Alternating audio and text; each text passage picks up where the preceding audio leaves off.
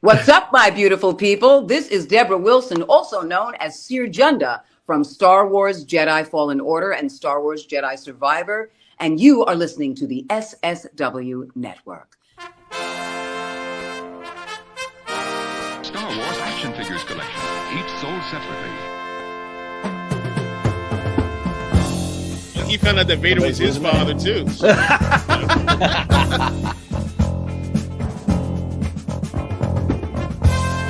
Millennium Falcon that you put together. Batteries not included. We pushed you over the edge, Chris. Come to the dark side. Come to the dark side. We have alcohol. We're in trouble. Let's get out of here. I'm an asshole, just so everybody knows. Want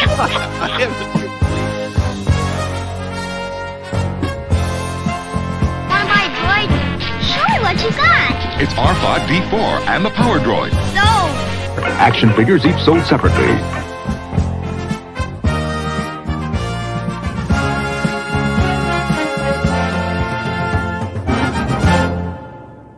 And may the Force be with you always. Hello, and welcome to Force Connect, the only live Star Wars Friday night conversation where we look at the chat, we hear from you, we take your calls on occasion. Probably we'll do that tonight because it's a celebration, multiple things to celebrate tonight. I'm Pete Fletzer. I am one of your hosts. I am joined, as always, by Chris Ryons. Chris, how you doing? Fantastic, Pete. Excellent to hear. And the birthday boy, Mr. Nick Mielke. Nick, happy birthday, brother. How are you doing tonight?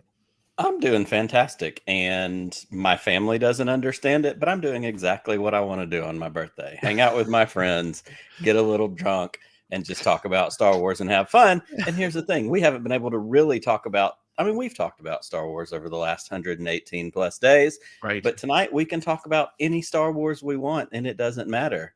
So Chris, among the I want to give Chris the opportunity to say it first. Go ahead, Chris. Go ahead. SAG strike is over. Which means we can talk about Ahsoka now. I've waited for congratulations to the actors, getting the deal they wanted, but I get to talk about Ahsoka. You understand what I'm saying right now? Oh, so yeah. the show was so good. Oh, that felt so good to say that. It was. I even wore my Ahsoka shirt tonight in honor. Shout out to my man Brian Fry and his trip to Lucasfilm. Hooked a brother up, and what a better way to celebrate on a Friday night, the end of the strike, talk about Star Wars in a new shirt. So we're winning. We are winning all the way around tonight. That's right. Yeah, absolutely. Yeah, so we are going to be celebrating Nick's birthday tonight. We're also going to have some special guests dropping in throughout the night here and there, hanging out with us. We are going to talk about the strike a bit, and we will be doing that with a special guest, a member of SAG, our friend John Tague. He's going to be popping in a little bit, and we also we're going to be doing a little something called Force Connect Buzzed Words Bingo. And if I understand it correctly, and Nick, correct me if I'm wrong, we are going to be, first of all, we are joined in the back of our studio tonight by Mr. Angry Tasty Cakes, who's hanging out there with us. How you doing, Angry? I'm good. I'm excited about this. I'm so excited about this. Excellent. So he is going to be the keeper of the bingo card. And as soon as we hit all the words going up and down, left and right, diagonal, either way, he's going to hit a little video, and we're going to have to stop, and we're going to have to take a shot. It's just the rules. It's Nick's birthday's rules. Because if we don't play a drinking game on this show on my birthday, when the hell are we going to play a drinking game? Oh my God, we've already hit two. We've hit two already, and I forgot. Even in the few minutes that we've been sorry, I was like, oh yeah, I'm holding this for a reason. So if you go to Ahsoka and strike off your card already. You can go to your go to Twitter, and you can find this. Nick and I both posted this. So if you want to play along at home, feel free to do so. So that is what we have going on there. Let's should we do a little bit of housekeeping first, as we normally do? Absolutely do. So make sure to follow us on all your social media channels at the SSW Network, or you can find us on the sswnetwork.com, where you can find all the social media channels. Look, I'd love to tell you that we are active on all those other sort of those second tier, whatever they're called. I don't even know what half of those are called, but we're on there too, but we're not really using it too much. Follow us on Facebook. Look, if you're Generation X, you're still using Facebook. I don't care what your kids tell you, you're still using it. Or if you like merch, if you like things that border on copyright infringement, head on over to the SSW Network shop, or you can get there through the sswnetwork.com. Use code CONNECT15 and you can get 15% off your order. I also want to make sure that I tell you about a couple exciting shows that we have coming up. First of all, on Monday, we spent over an hour with this gentleman right here, Arda O'Kyle. He is the ESPN host on ESPN Plus for the NHL, number of other things. And I don't think I've had that much fun in a long time just chatting with somebody about Star Wars. I think you're going to love his perspective. And on Monday, we are extending this beyond the patrons to the public, because our friend Kyle Newman, who is the creator of Fanboys, he and Jeremy Kuhn and Adam F. Goldberg have created one of the most amazing documentaries a Star Wars fan or a 70s pop culture fan can see. It's called The Disturbance in the Force: How the Star Wars Holiday Special Happened. And remarkably, we're going to have all three of these gentlemen together. If you love Fanboys, if you love Napoleon Dynamite, if you love the Goldbergs, you're going to want to come hang out with us live on Monday night at 8:00. I think Nick and I are basically just going to let these guys just talk, and we're just going to say hi and then let it go and let those guys come up and talk. So that's going to be on Monday. Make sure to check that out. If you're listening to this on the replay, that's tonight. So go and check that out. One more thing. We did talk a little bit about merch. This is my favorite merch that we've done in a while. This is our woke Star Wars shirt. But if you look real close, it says woke up this morning and watched Star Wars. So it's a little bit of play on words, a little bit of fun. This and all our shirts are available on the sswnetwork.com or sswnetworkshop.com, and you can use Connect15 or Shill15 as the code to get 15% off the entire order. Next up is we do a toast every day. There's so many things to toast to tonight. There's so many things to toast to. And I'm going to hand it over to you, Nick, so that you can lead us in the weekly toast. The annual weekly toast. Yeah, I know it's confusing, Chris. I apologize. All right. Gosh, I really don't know what to do. There's a couple different ways to go with this. There is a couple different ways to go with this. I think I'm going to go with a little bit of a cheeky way because it's my birthday and I can. He is cheeky. So we did a thing week or so ago, 2 weeks ago. Yep. Stirred up just a little bit of something. And we're not going to get ugly here. We're not going to get ugly because this is fun and it's Star Wars. We're going to have fun. But I may have unintentionally, Chris is going to get all the spotlight for this. Like, oh, no. I may have unintentionally encroached upon something that someone else came up with. You know what? It happens. It's like music. There's only so many chords. There's only so many things that you can do. No, but I'm going to clarify. I'm going to be a little less cheeky. Damn it. So Snoketoberfest apparently was started in 2018 by, I know, Chris, you're yes. he's tweeting. I'm no longer part of the show.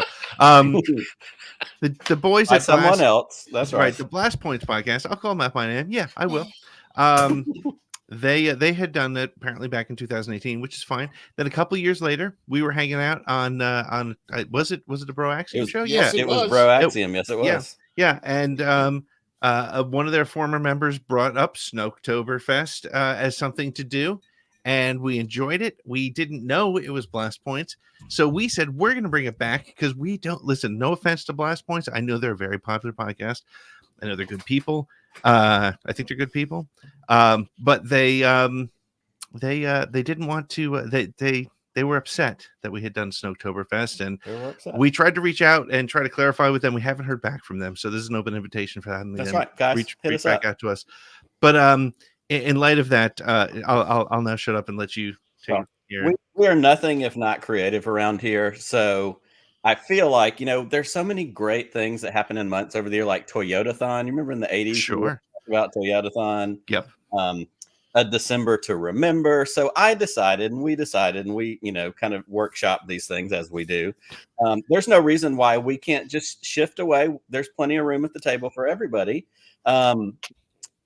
We are going to transition into Snokevember because there's enough months for everybody. So me and this guy right here, Goldie himself. Why can't we have a Snokevember? And I'll give you reasons why. Well, hold on. Did I do that? Let's see if this will show up. Pete, you're gonna have to get us on the right frame for it to show up at the bottom. Oh yeah, no, we are in the right frame. You just got to bring it in the video. Oh, that's right. I've got to do it the other way. Hold that thought, everybody. So we're gonna do Snokevember. Yeah. There's no reason why we can't do Snokevember. There's enough room for everybody. Look, and here's the thing. We are more than willing. I would love it if everybody did Snokevember. If you're another podcaster and you're following and listening to us, go do Snokevember with us. Let's celebrate together. Let me ask you this. Is there a Sleaze Bagano figure? We'll find one. I'll make you one. There you go. Sleaze Bagano November. Oh, okay. See, we can go different character. We'll find us a Sleaze Bagano. Snoke you wear. Yeah, apparently you can't do Snoke because it's. So my toast tonight, as I've pulled us horribly off track, and we have a wonderfully patient guest hanging out in the background that's going to come talk to us about actual, serious, important things, not my dumb drinking games. We're going to Snokevember it tonight.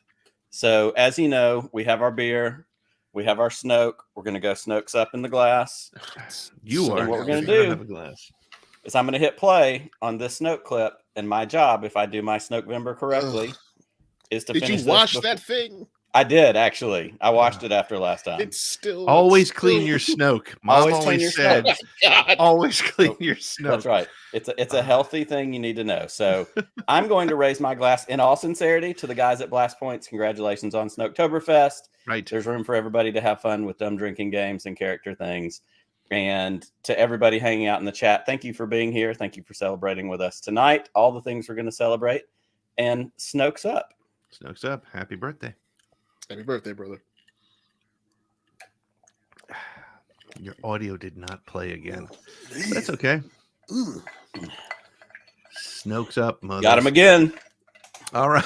Well, with that, I think it's time we take a break, and when we come back, Nick might be near the near his death, but we're gonna take a very short break, and when we come back, we're gonna be joined by John Tague, and we're gonna talk about the good news that SAG settled the strike and get some insight as to what that means. So we'll be right back in 1 minute with more Force Connect.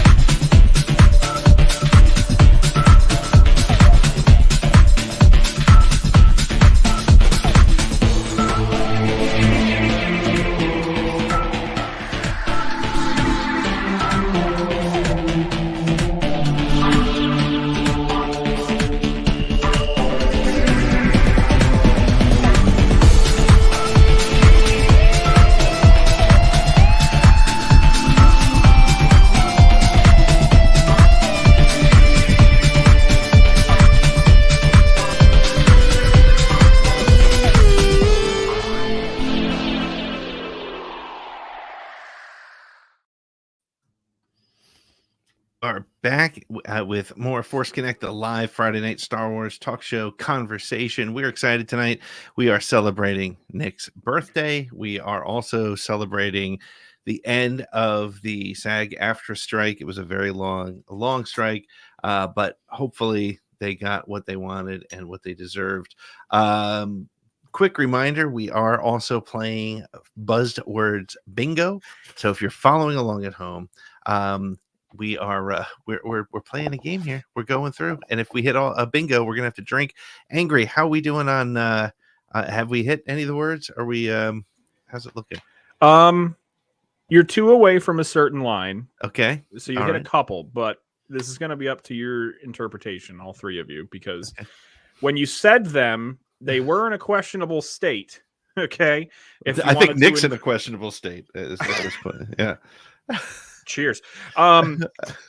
So whether or not they're singular or plural, and I'm going to or not. That's going to be you're the judge on this. You go for it. Do what you got to do to get us to bingo. Maybe tell us what you've got so far for those of us playing along at home. All right, left-hand column. Okay. I have patron, merch, and holiday special. Oh my. Okay. There you go. So far, not one of us has mentioned shill. Oh, now we have. And then I have Snoke, and I just drew a giant line across my board. We have Snoke in the next column, and then we have Ahsoka in the third column, nothing in the fourth. Okay. And we have Strike at the top of the fifth column. All right. Outstanding. Well, good. Well, wait. When Angry's in there, and you did just say Angry Tasty Cake. Well, you just did as well. So. Damn. Well, shit. There you go. All right. Well, All right. Before we get hurt, I'm going to kick Angry out, and I'm going to bring in our special guest here. Here we go.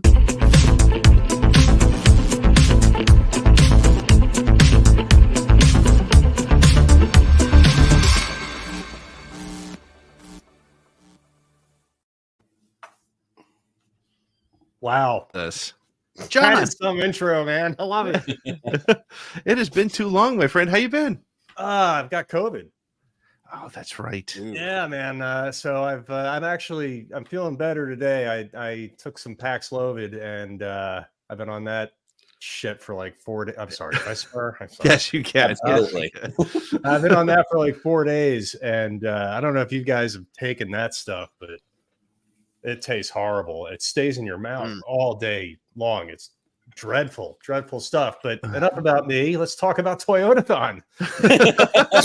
I'm super stoked about Toyotathon. Coming back, baby, every year. It's November to remember. That's no Awesome. And happy birthday, Nick. Thank you, sir. I appreciate that. Yeah, man. Many more. Cheers to that. I'll cheers my my Gatorade for that. There we go. I wish I could be joining you with some whiskey. Stay tonight. hydrated. Yeah, and I would be remiss if I didn't mention the beautiful Geddy Lee jazz bass behind you there. Oh yeah, Mm-hmm. that's a new acquisition. Beautiful. Yeah.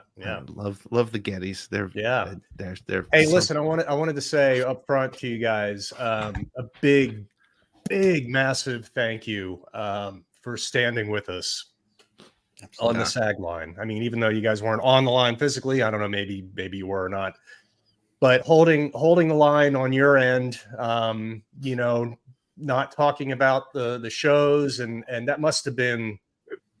It had to be hard for you guys. I can't imagine coming up with content, filling the void that left. But we really appreciate that, and what you guys did. It was so significant, and all the other podcasters and media people out there who held the line with us on their end. Big thank you. Couldn't have done it without you guys, honestly. It's our pleasure. I mean, it was difficult, but honestly, compared to what you guys were going through, it was the absolute least we could do for our for you and our friends there. And it's interesting.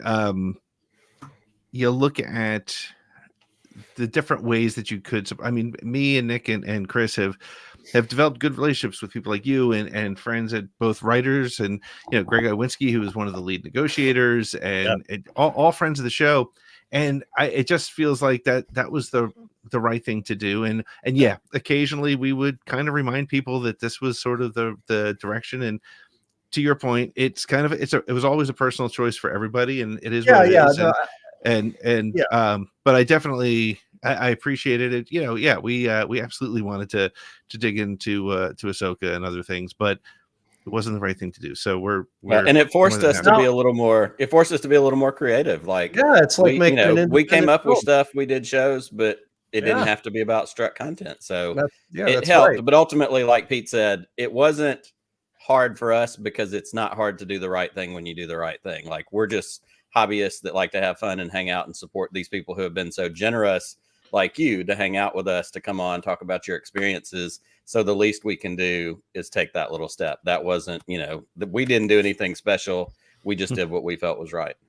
We appreciate it. Like I said, it meant the world to us, just having that support. And, a lot of people probably didn't really understand, what it was really all about. Yeah. And I still think there's probably a lot of people out there that don't quite understand that, this was affecting working people, not just the big action stars and Tom Cruises of the world. But it also was affecting, crew and, catering and all the peripheral things on the outside of it, and all those people stood with us too. The other unions, the WGA and IATSE and all those great unions. And when it's, when it's IATSE's turn, we'll all be out there too. Yep. Right. So yeah, we really appreciate all the work that you guys did for us. And it's, now that the strike is hopefully over,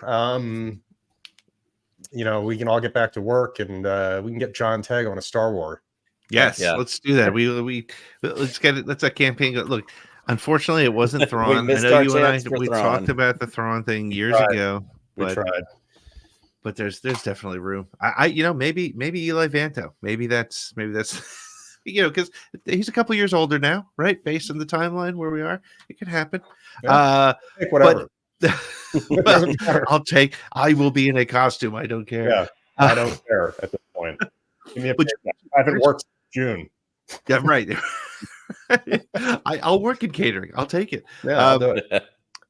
You had mentioned, and I think it's an interesting thing because I don't think enough people think about it. I think the sort of pessimistic approach and the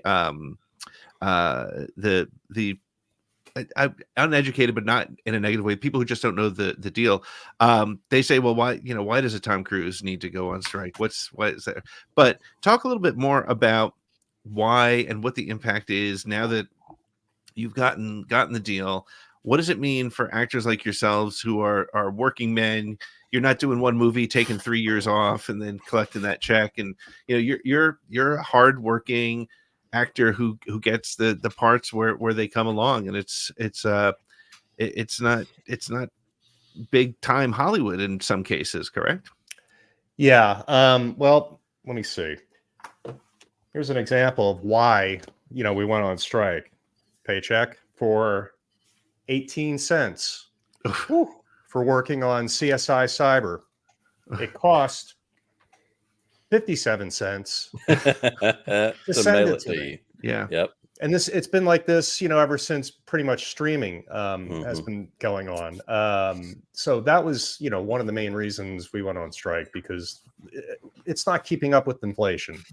Right. And that's ridiculous to send somebody an 18-cent check, to be honest. I mean, it's crazy. The other thing is, there's just so many, AI too. AI was really one of the biggest sticking points of the whole thing. I'm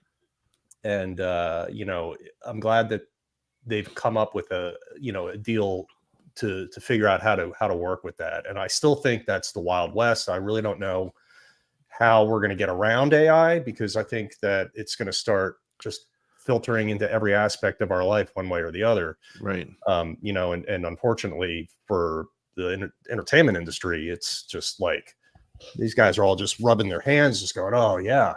Yep. And it's very good for background actors to be protected now too, because who wants to watch a bunch of CG background people walking around? Right. It just takes away work from people. A lot of people really depend on those jobs, and again, like the trickle down effect. You take AI out of the or you use AI background actors. All those AI actors or those regular actors are gone. Right. And then everything that comes along with that goes away too. All those, like I said, all those catering jobs and all those trucking jobs and drivers and stuff. It's bigger than people realize. Right. If you guys get the chance, I don't know if you do or not. Are you guys familiar with who Justine Bateman is? Oh yeah. Yep. follow her because Okay. her posts on AI are really, really amazing. I think she's a computer scientist also, as well as an actor. Okay. So she's got a really Right. good inside track on the whole AI thing, and she's been very, very vocal about how AI is going to ruin entertainment. So yeah, you know, that's pretty much how it's been affecting me. I mean, the money, I'm not making the same money I was, you know, 20 years ago. And that's hard. It's really, really hard. I mean, it's become almost like acting is now a hobby more than a career. Right. Which isn't good for me because I don't really know how to do anything else. So You play bass. Well, yeah. But I think my days, you know, in bands and touring are over. But you know, it's guys like me who've been in the business for a long time who all of a sudden, you know, they're just taken away from us, and now we finally were able to stand up and fight for some you know, good stuff. You know, today they released or they had a live stream talking about all the things that are going on that you know are going to be worked into the deal. And you know, and we have an awesome president, and you know, Fran Drescher is just, she is kick-ass. I mean, who saw that coming? Like, I mean, I know those that work in the industry probably did, but I saw somebody post that tweet before that was like, for all the years that Fran Drescher was just the nanny and the voice and the laugh and all that kind of stuff, which was a character, obviously. Yeah. But then we haven't heard from her in whoever knows how long. And then, you know, planted that flag, and she's absolutely been a badass through this entire not thing. mess around. Not at all. She's so super cool. tough. And I mean, I don't think I could, you know, go through a negotiation against her with that voice. I don't know. I don't know if I could last that long. That's the secret weapon. She goes in there with the voice. But she's so smart. You know, I'm just playing when I say that, but she's super, super smart, and she was a fighter, and same thing with Duncan. Duncan did an amazing job too, and those guys really, really, really fought hard, and you know, hats off to them. Those guys just kicked ass, and we're super grateful, and we're happy to get back to work, and hopefully you know, get the town back in shape and get everybody cooking again. And I want to come back to something that you mentioned before, because like you said, it's not just, you know, in something like this, you know, certainly with the writers are more, you know, you're behind the scenes, like they're the people that make stuff work.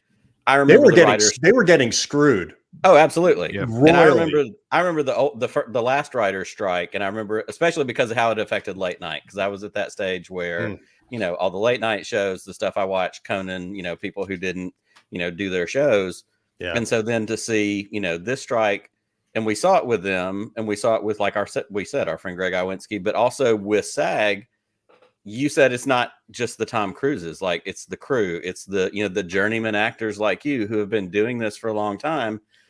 One of the things that impressed me so much watching this, certainly from the position I'm in now, is how everybody came together. You had people coming in, sending out food trucks to feed people that were on a line.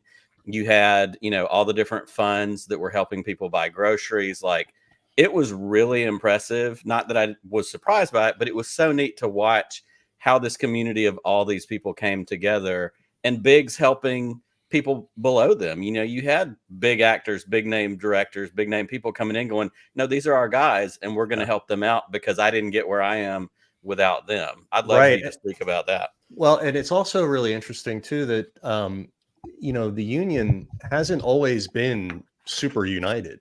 Sure. We, you know, there's different for a really long time. There's always been, you know, different factions that are, you know, fighting against each other. And I think that goes all the way back to when SAG and AFTRA merged, which is you know, that seems like a million years ago now.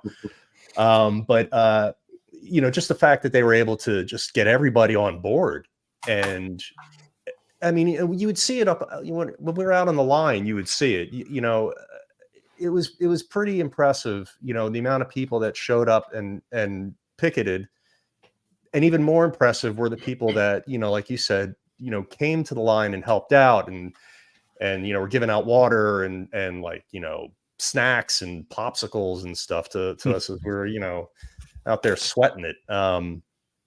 Yeah, I mean, the whole thing was really heartening to see the union finally kind of come together and agree on something and fight for a common cause, instead of the infighting that's kind of been plaguing us for so long. And and hopefully we'll get what we want, and then I guess in 3 years we do it all over again. Yeah, that's the scary thing. It's like whenever, same thing with like baseball strikes and hockey strikes. It's like, okay, we'll be excited for now, but what's gonna because I always feel like the big studios, the team owners and all that sort of thing, they learn from these things and they're like, okay, this time around, we're gonna take the back door to screw them over this time instead of straight ahead. But it's 3 years it does not seem like a long time. Oh, it'll go by super quick. Yeah. But what's great is, we're going to get compensated for a lot of stuff, I think. And we're now going to be protected in ways that we weren't before. And people, one of the really cool things that's going to come out of this is they're going to have people on set now that know how to do makeup for different skin tones and hair for, different textures of hair. That sounds kind of weird and kind of bizarre, but I've been on productions where I've seen people lose it because they're like, you don't know how to do, a black woman's hair or the makeup for somebody with a darker complexion. It's little things like that. And also things like, intimacy coordinators and stuff like that. That's so important. Yeah. And it's just nice to know that, those things are going to be in place now and we don't have to worry about it. Right. And the protections, like you said, I think, yes, the pay is what gets the headlines, but it's the protections. It's the protection from AI, from computer generated likenesses and all those things. Because that was the thing that, honestly, when I was reading with the computer generated likenesses of background actors and things like that, I thought of people like you who you're in one episode of American Horror Story and they liked you, but they don't want to bring you back for the next season, but they want to flash back to your character, but we'll just CG him. And it's like, that made me very, that was troubling, And the fact that they wanted to scan background actors and use their images or their likeness in perpetuity, right, is really crazy. But here's the thing, when an actor is starting out and they're hungry and they want to get in the door, I'm not saying, everybody would do this, but there are people that would do it. There are people that would sign that contract and it would just hurt us all. And I'm just glad now that hopefully we don't have to worry about that. Yeah, that's good. This comment that I'm looking, Angry Tasty Cakes, about using deceased actors. God, could you imagine? Yeah, I can't. I wouldn't want to see it. I wouldn't want to watch that. Yeah. Unless the estate gives them permission to do it. Right, for sure. And something we saw certainly with the death of Carrie Fisher in the sequels, in The Rise of Skywalker. That wasn't, and yes, and what they did in Rogue One, and there was consent as far as we know. There hasn't been any stories coming out at this point, that they did that. I think Billy Ward stood in for her, right? And they correct. She stood in, and and they used footage certainly in Rise. They used footage from Last Jedi that was left over. They found a way to make it work. But we see Peter Cushing in Rogue One and what they did with that. Those things. If there was an estate situation, if there was something else there, and they just did it, like you said, and like Angry said, that's gross. These families should have the ability to consent to say, yes, we want to work with you to honor this character they've created, or no, we don't feel that's right. It, is uncomfortable for us because that's our loved one. Then you go, okay, I understand that, respect that, and move on. And the fact that somebody wouldn't get that choice, like so many things in this country where choice becomes, such a hot topic, that's just another one of those ones that, we live and exist in a place where choice should be, what we all have at the baseline. Right. And we should be able to determine whether or not, we can give out correct our likeness. Yeah. Like I worked hard for this likeness, you know. It's like 50. It's the moneymaker, baby. 53 years in the making, man. You know. Well, John, we are so thankful that you joined us. You're welcome to hang out with us. We're going to take a quick break, and then we're probably going to talk a little bit about Chris. Is there a show that you wanted to talk a little bit about? I'm sure there was. No. He's still thinking about it. There hasn't been any shows. I've been watching a lot of Frasier. God, I love that show. Well, we're going to take a real quick break, and John, you're welcome to hang. I can hang for a little bit. I'm feeling okay. I can. All right, good. Well, we're going to take a break. When we come right back, and we're also going to be joined by another special guest. Hang on. Are you a fan of the SSW network? Do you like merchandise that borders on copyright infringement? Then you're going to love the all-new SSWNetworkShop.com. Featuring t-shirts, long-sleeve shirts, jackets, sweatshirts, and most designs are available as stickers, mugs, and Pilsner glasses. Proudly show the world that you're a shill, or that you have a favorite Star Wars podcast, or that you love jizz. You know, the cantina music from the first movie. So head on over to www.thesswnetwork, click on merchandise, and you'll be taken straight to our store. There's more than 40 designs to choose from, and if you use the code SHILL15 now, you'll get 15% off your entire order. Buying merchandise from the SSW Network shop is a great way to support your favorite content creators, as well as tell the world that, hey, you're a shill too. Head on over to the SSWNetwork.com, click merchandise, and use code SHILL15 to get your merchandise today.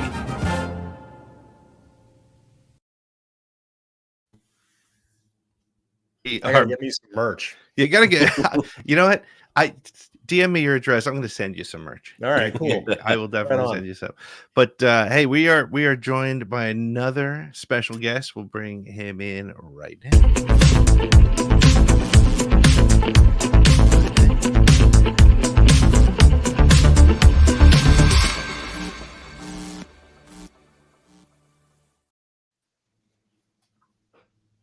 Listen, he's becoming a friend, and maybe a fan, I don't know, but a friend of the show real quick. He was on with us this past week. The show, I'm still editing it. It's going to be out this week. But Arda from ESPN, how are you doing?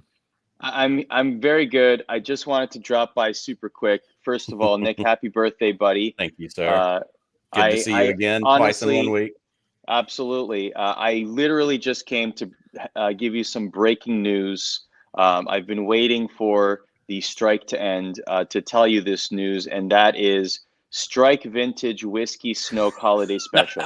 Oh, Strike Vintage Snoke Whiskey Holiday. Oh.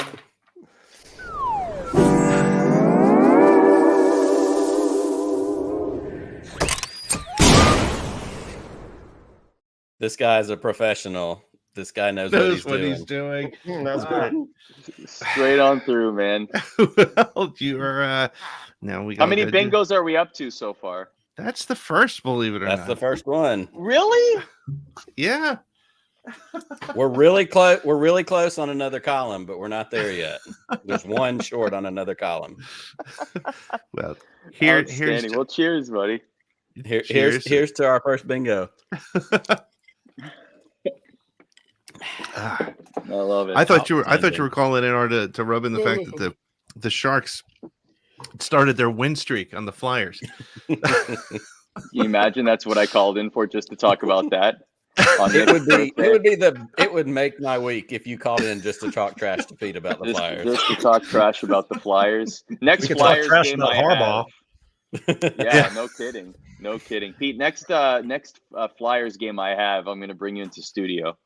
Okay. You can sit there and basically, be sad, and we'll revel in your tears as the Flyers lose like 4-0 or something. Yeah. No, what they'll do is they'll be winning 2-0 at the end of the second period, and then it will all fall apart. That's what every single time. See, Force Connect and Sports Center together at last. Exactly.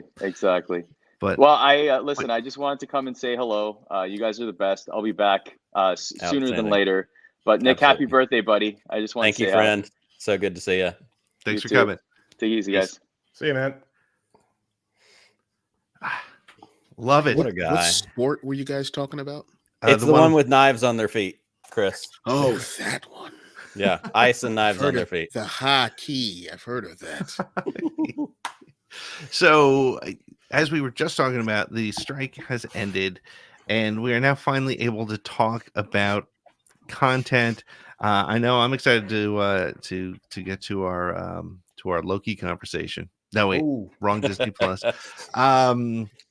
But let's start with our guest who's hanging out with us. What was did you watch Ahsoka? Did you check it out? Yeah. What were your thoughts on? I know because I know we had that whole Thrawn thing going on. We were really pushing for it. And hey, you know what? Honestly, at the end of the day, it was a good call. I mean, the guy did the voice of the show. He did a great job. I think I would have looked better in the rider pants, though. I think you might have. Sure. Yeah. But what were your overall thoughts on the show? How did it strike you? Well, I enjoyed it. Yeah. First of all, and it's funny because, and I'm probably going to get some hate for this, but I wasn't a huge fan of Rebels. It really wasn't my thing. But I watched it and I enjoyed it. And I got a lot out of it. I felt that Ahsoka, the show is called Ahsoka, right? I wanted more of an Ahsoka story, and I know that they wanted to, find Ezra and the whole thing, but I just my wish was I wish that it was just more centered on her doing something completely different. That's kind of what I thought. And I watched it. I've watched all the shows with my daughter and my wife, and this was the first time they looked at me. They're like, I don't understand what's going on. Who are these people? Yeah. So I had to explain it to them, and they just kind of lost interest and stopped watching it, and I ended up watching it on my own. That was the way my son was with Andor. He really was not. He just could not get into to Andor whatsoever. He tried, but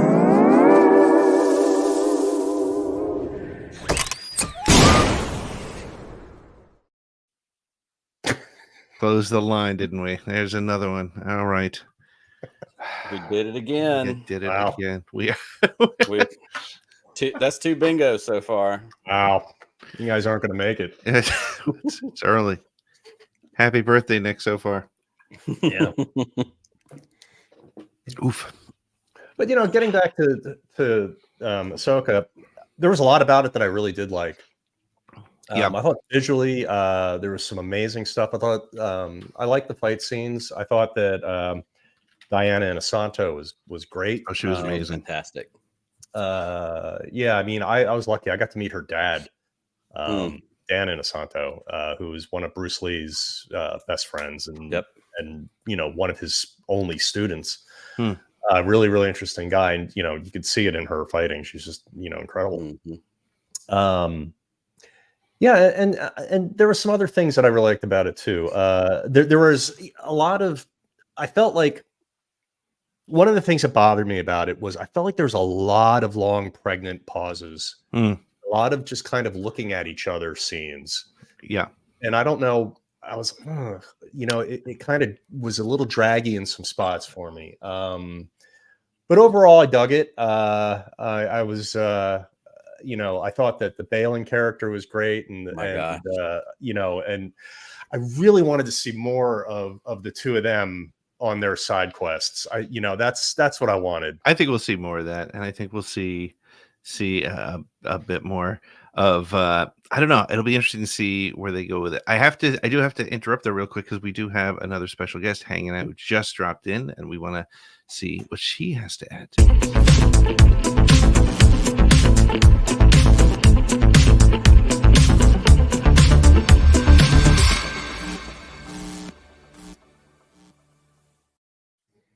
There she is. Hi, buddies. Ariel. What's up, Christina? Hi, how are things? Happy birthday, Nick. Thank you so much. Thank you for coming to see us tonight. Listen, literally my pleasure. hang out with people, talk about Star Wars and junk, which I have not been able to do for Exactly. Feels good, doesn't it? It's been a while, right? Plus that means the High Republic show is going to be back. I would like you to know that as soon as I got the message that the strike was over, I texted Michael Seglain and I said, "Book my flight. Mama's coming home." Yeah, that's it. That's it. I was very, very ready to be back and like not being able to like interact with the fans and talk about like Star Wars and stuff. And also, we're gonna talk about Ahsoka. We're not talking about Ahsoka without talking about oh my god. So Q-Yin Tran, who is also the wife of Sam Riegel from Critical Role. Q-Yin Tran is one of the most brilliant directors of photography in the world, and the shot that she did, I think she did episode 4. I know she did 6 and 7, but the shot with Anakin, that first shot with him, like she did those, and I feel those were just like, beautiful, beautiful shots. She has such an amazing eye. That poster that you see with Ahsoka on the buttons everywhere, that was her shot too, bro. I love that show. I felt super emotional about it because if we know one thing about me, Christina loves some Hayden Christensen. This is true. Yeah, the Clone Wars stuff was amazing. Those flashbacks were incredible. I thought hair was perfect. Yeah, and like even to do like because of the animation of Rebels, like all of those different things, like it was so cool just to kind of see his hair like go through that. I love a hair journey. It was great that they paid attention to those details, which was absolutely, which of course Dave's going to do, right? Greenblatt as young Ahsoka. Holy crap! Oh god, yeah, she was great. She was so freaking good. Yeah. What a summer for her, like that and Barbie. Yeah, exactly. And she couldn't talk about any of it, which was true. She couldn't talk about any of it. That's the worst part about that, these actors can't talk about that stuff, Well, I mean, the thing was, like, once it got to the point where you realized that like the studio execs were coming off very much like a villain without good writers. Mm-hmm. So, and to do this like this close to Christmas and all that kind of stuff, just to know that like people can go back to work. And I feel like I'm talking too much. My bad. No, by all means, are enthralled. I'm very fortunate that I like have like my other career as a TTRP to kind of fall back on. So that's really cool. By the way, please tune in next Friday. I will be returning to Critical Role for another one shot. We are doing a Persona 5 one shot. So make sure you watch that next Friday because I don't know, my hair looks really good in that light. You don't need any other excuses. I don't hate my character, but she's cute. I just want you to know, to this day, when you were on Podcast of the Wills, the other times that you've popped in with us over the last couple of years, my wife still refers to you as Christina with the good hair. Oh my gosh, a Beyonce reference within a compliment? Without a doubt. So today I'm driving to the zoo, right? And by fate, I was like, we need to go to McDonald's because I have a craving for some mambo sauce and chicken nuggets. That's and I get really excited. And then I look over and I see Beyonce's mom on the side of the street. Like, holes in the wild. Out. In the wild since I still worked at like, where is that second bank I worked at? Wells Fargo. And I work at Wells Fargo on Vine in like 2017 or whatever before I started my career. And I tell you, I'm like, it's the lady that made Beyonce. Be followed around like with somebody that's dropping flower petals or something. Like I'll do it. I'd be very, very excited, especially when Beyonce says, "I get that from Tina." I'm like, my kids are going to say that one day. Yeah, see, same thing. So cool. So, what was your? You said your favorite part of Ahsoka was was it the Hayden stuff? Would you agree? It was. I think that first shot of Sabine coming in and the Kiner music behind that was just, like, I don't know. Like I was waiting for Sabotage to start playing. Like it was just so like the vibe wise, it was great. And I feel like some of those shots that they like, if you watch the series and saw like those things lined up, it's hard not to look at it and have just such an appreciation for the detail and for story group and like the continuity of certain things. Right. And I think you hit on it too, talking about just the photography, the shots. Like there is so much in this series, and you know, Star Wars has such a wonderful history of beautiful cinematography and, you know, shots and all that kind of stuff. Somebody tweeted about it earlier today. I don't remember who it was, but I agree wholeheartedly. That shot of the Chimera coming up over the top of that tower. Oh, like, that was awesome. I freaked the hell out. Like that was one of those moments, like we all knew it was coming, but the pan back of that camera over that little tower that they landed on and that Star Destroyer with the, you know, the dragon on the bottom, the whole thing, like game over. It was so good. It was cutting wood. Sorry. We don't hear it. We're not picking that up. But John made a good point, and John, meet Christina. Christina, meet John. Hello, Christina. Nice to meet you. Yeah. John made an interesting point, and I had the same conversations with my dad. So my dad is a 75-year-old Star Wars fan who watches the movies, hasn't watched any animation. He's similar to me when it comes to, I'm sorry, Christina, I still haven't caught up on High Republic, and I feel like I'm almost at that point where it's been, I have to figure out the right way to do it. I'm gonna just continue to watch the High Republic show anyway.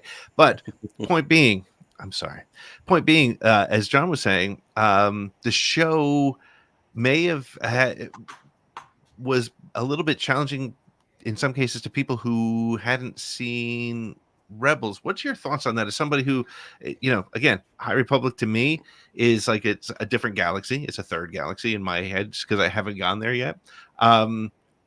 What do you say to people who have that same kind of thinking? Like how, if you didn't see other content, because I know Chris has opinions on it, very strong opinions on it. But what's your opinion on content that relies to a degree, maybe more so than we even recognized, on other content in the Star Wars universe? Well, I mean, it's like people who are getting into House of the Dragon who didn't watch Game of Thrones. Like, fair. Yep. The way I look at it is your starting point is your starting point. Yep. It has to be one to become a larger fan. So it doesn't matter which property or which thing that you are coming in on. Like it gives you, hey, you know what? I did watch this. I didn't have the context. So now I'm going to go back. I'm going to rewatch the other parts that go with it. And then I'm going to watch it together. And yes, it seems like a lot of homework to do it. But I mean, that's kind of the name of the game. Well, and I mean, like Eric says in the chat, you've also got the comics. So you've got all these other things coming into play. I know that's one of Chris's favorite things. And I love what you said. Everybody has a way in. You know, your entry is your entry. But I think I mean, there's a lot of Star Wars animation, and it really does play into giving you a full lore background. Mm-hmm. And as a lore head for a lot of things, mostly Real Housewives, I enjoyed the fact of like there's more stuff to get into. Like with the High Republic, I think there is a lot. Like I think I have one or two books that I haven't even got, but there's something about it, the way that each author tells the stories in a different voice. You're going to get something different from each of those things. You're going to get a little bit of a different, like you're going to not, George Mann's representation of Marchion Ro is not necessarily going to be the exact same as Charles Soule. Like there may be a part of the character that they discovered that George saw when he was reading about Marchion from Charles that gave him some more insight into who this person would be. It's like Adam Lane Garcia writing about Dexter Jetser. Like we now have this more like fleshed out version of this character. So much of this is about learning about these characters, fleshing out these worlds. But there is so much space in the galaxy that maybe you do just stay in your own little corner. And I think they did a good job of still creating a story where maybe you weren't emotionally invested in Ezra, but you could be. Mm-hmm. Yeah. That's fair. Excellent. Well, maybe we'll take a real short break, and when we come back, you're both welcome to continue hanging out with us. We'll take our. I think I'm going to bail, guys, but it's been John. awesome. Yeah, thank you for having me. Thank you so much. Is there? Was that Christina? I said, nice to meet you, John. Nice meeting you. John, thank you, John. Thank you so much. And I'm serious. Send me an address where I can send you some. I will. And guys, again, I just want to thank you again for all the support you guys gave SAG, and you guys are the best. I love you guys, and see you soon. Back at you, buddy. Hey, buddy. All right. Take care, guys. Great. We'll be back in 1 minute with more Force Connect.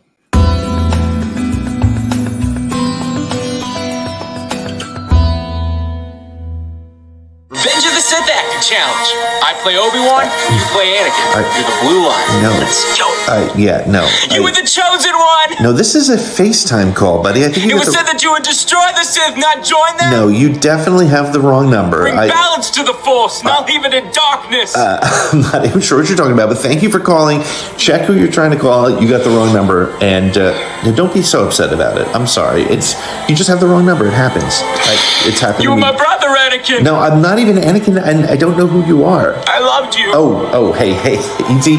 Listen, I don't feel the same way. No, don't do that. Don't do that. No, I'm so sorry. I hope you find who you're trying to call, though. Wait, where are you going?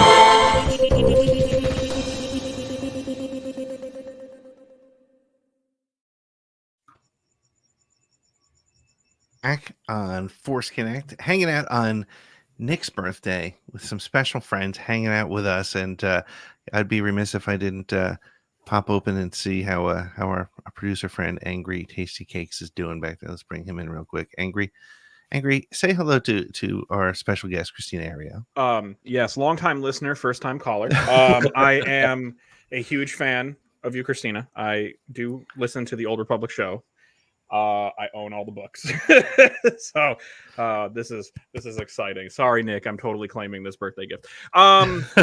We're making progress on the bingo board. Okay. We are. So we basically three words on the 3 middle columns. All right. If you hit those, that's it. It's another one. All right. Yeah. Yikes. Oh yeah. All right. Well, thanks for keeping an eye on it, and we'll be relying on you to make sure everything goes smoothly. I will do my best. Okay. Thank you, Angry. We'll talk to you soon.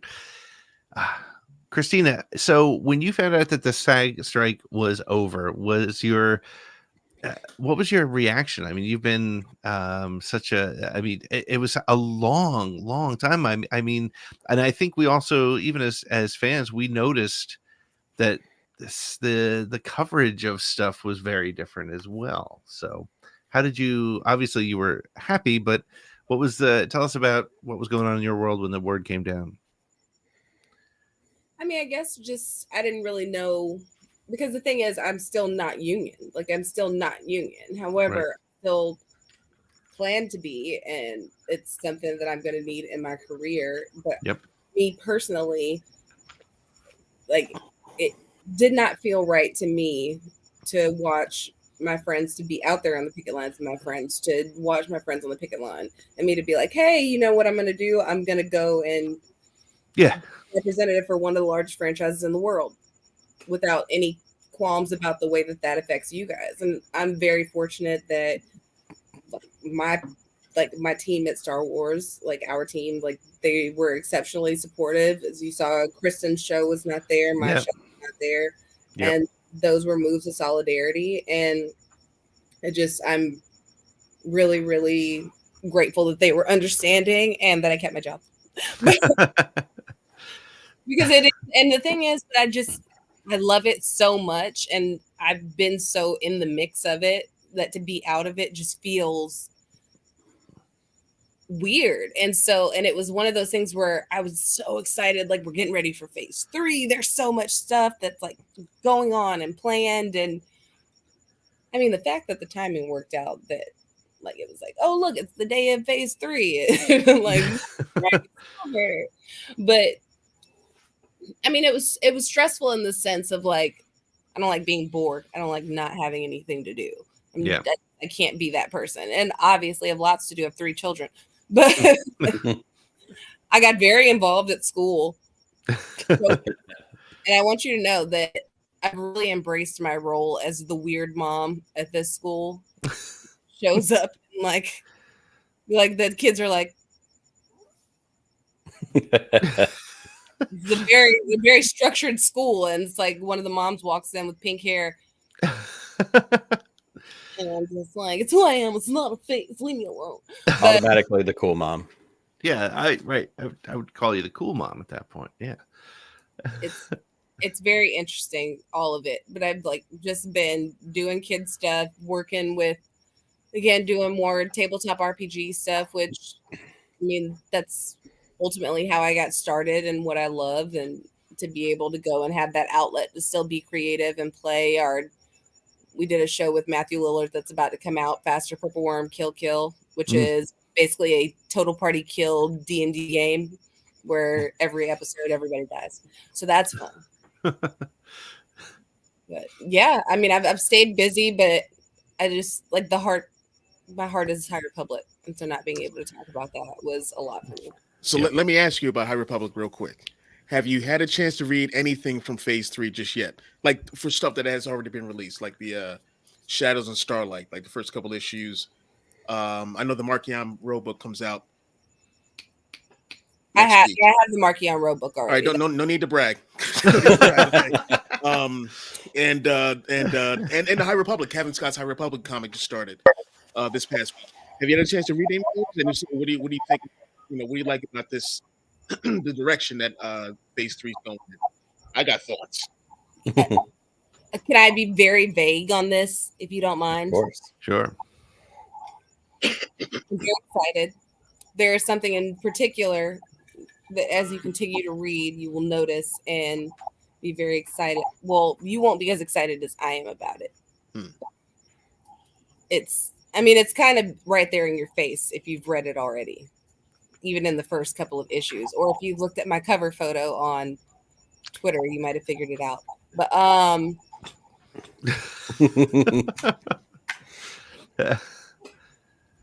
I'm gonna say is look to the hair. Is this it? But yeah, this phase is gonna be incredible.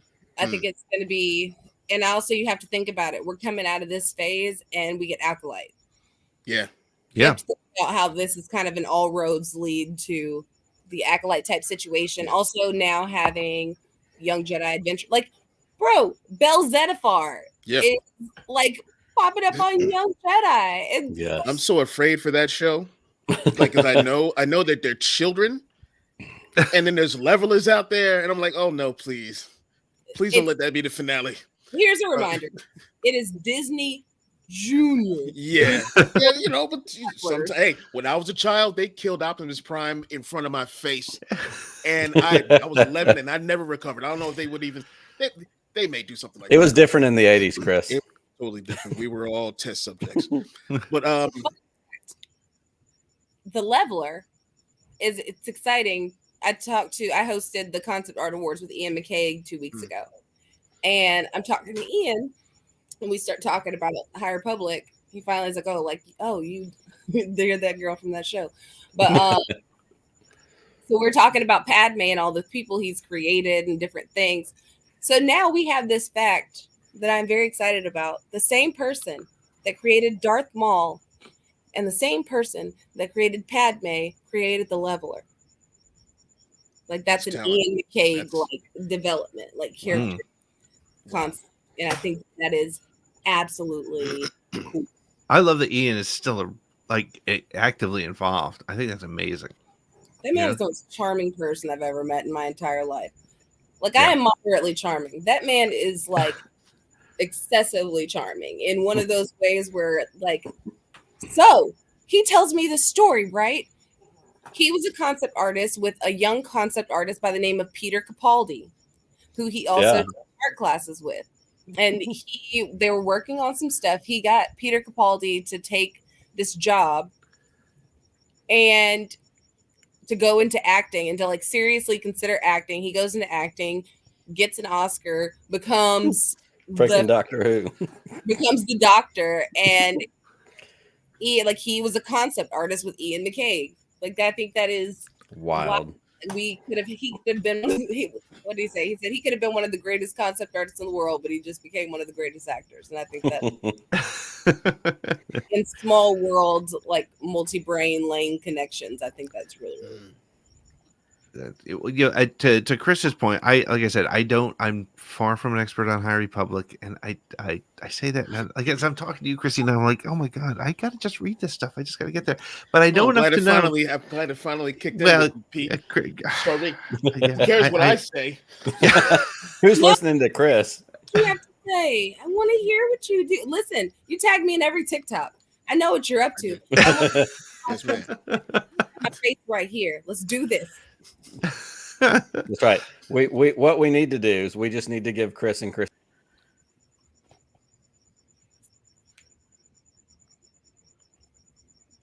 Okay, so listen to High Republic. They'll be back at some point. Who cares? Here's what I'm loving so far. You notice how they and this is what I love is that you're seeing like why the Jedi that we see in the prequels do not look like the Jedi that we see in the High Republic, because they are in this with Starlight Beacon and everything going down with the leveler.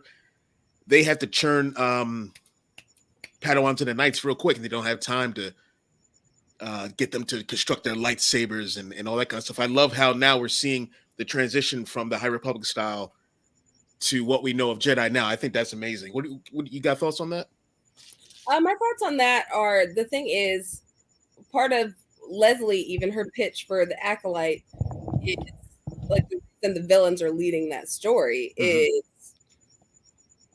the Jedi are at their peak at this point.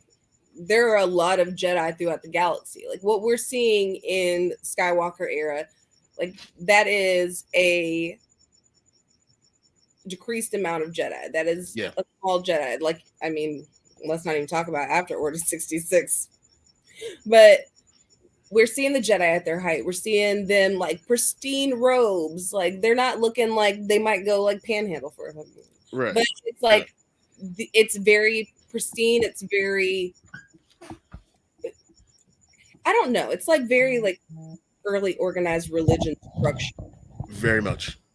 And I think that that's fascinating because we're able to, I like acknowledging that Jedi have flaws. I like acknowledging that they could fall in love, no matter if, like, I like the pushback of the High Republic. I like the pushback of Keeve asking questions. I like the pushback of, like, Vern, even though she's, like, this steadfast person, she even has her doubts.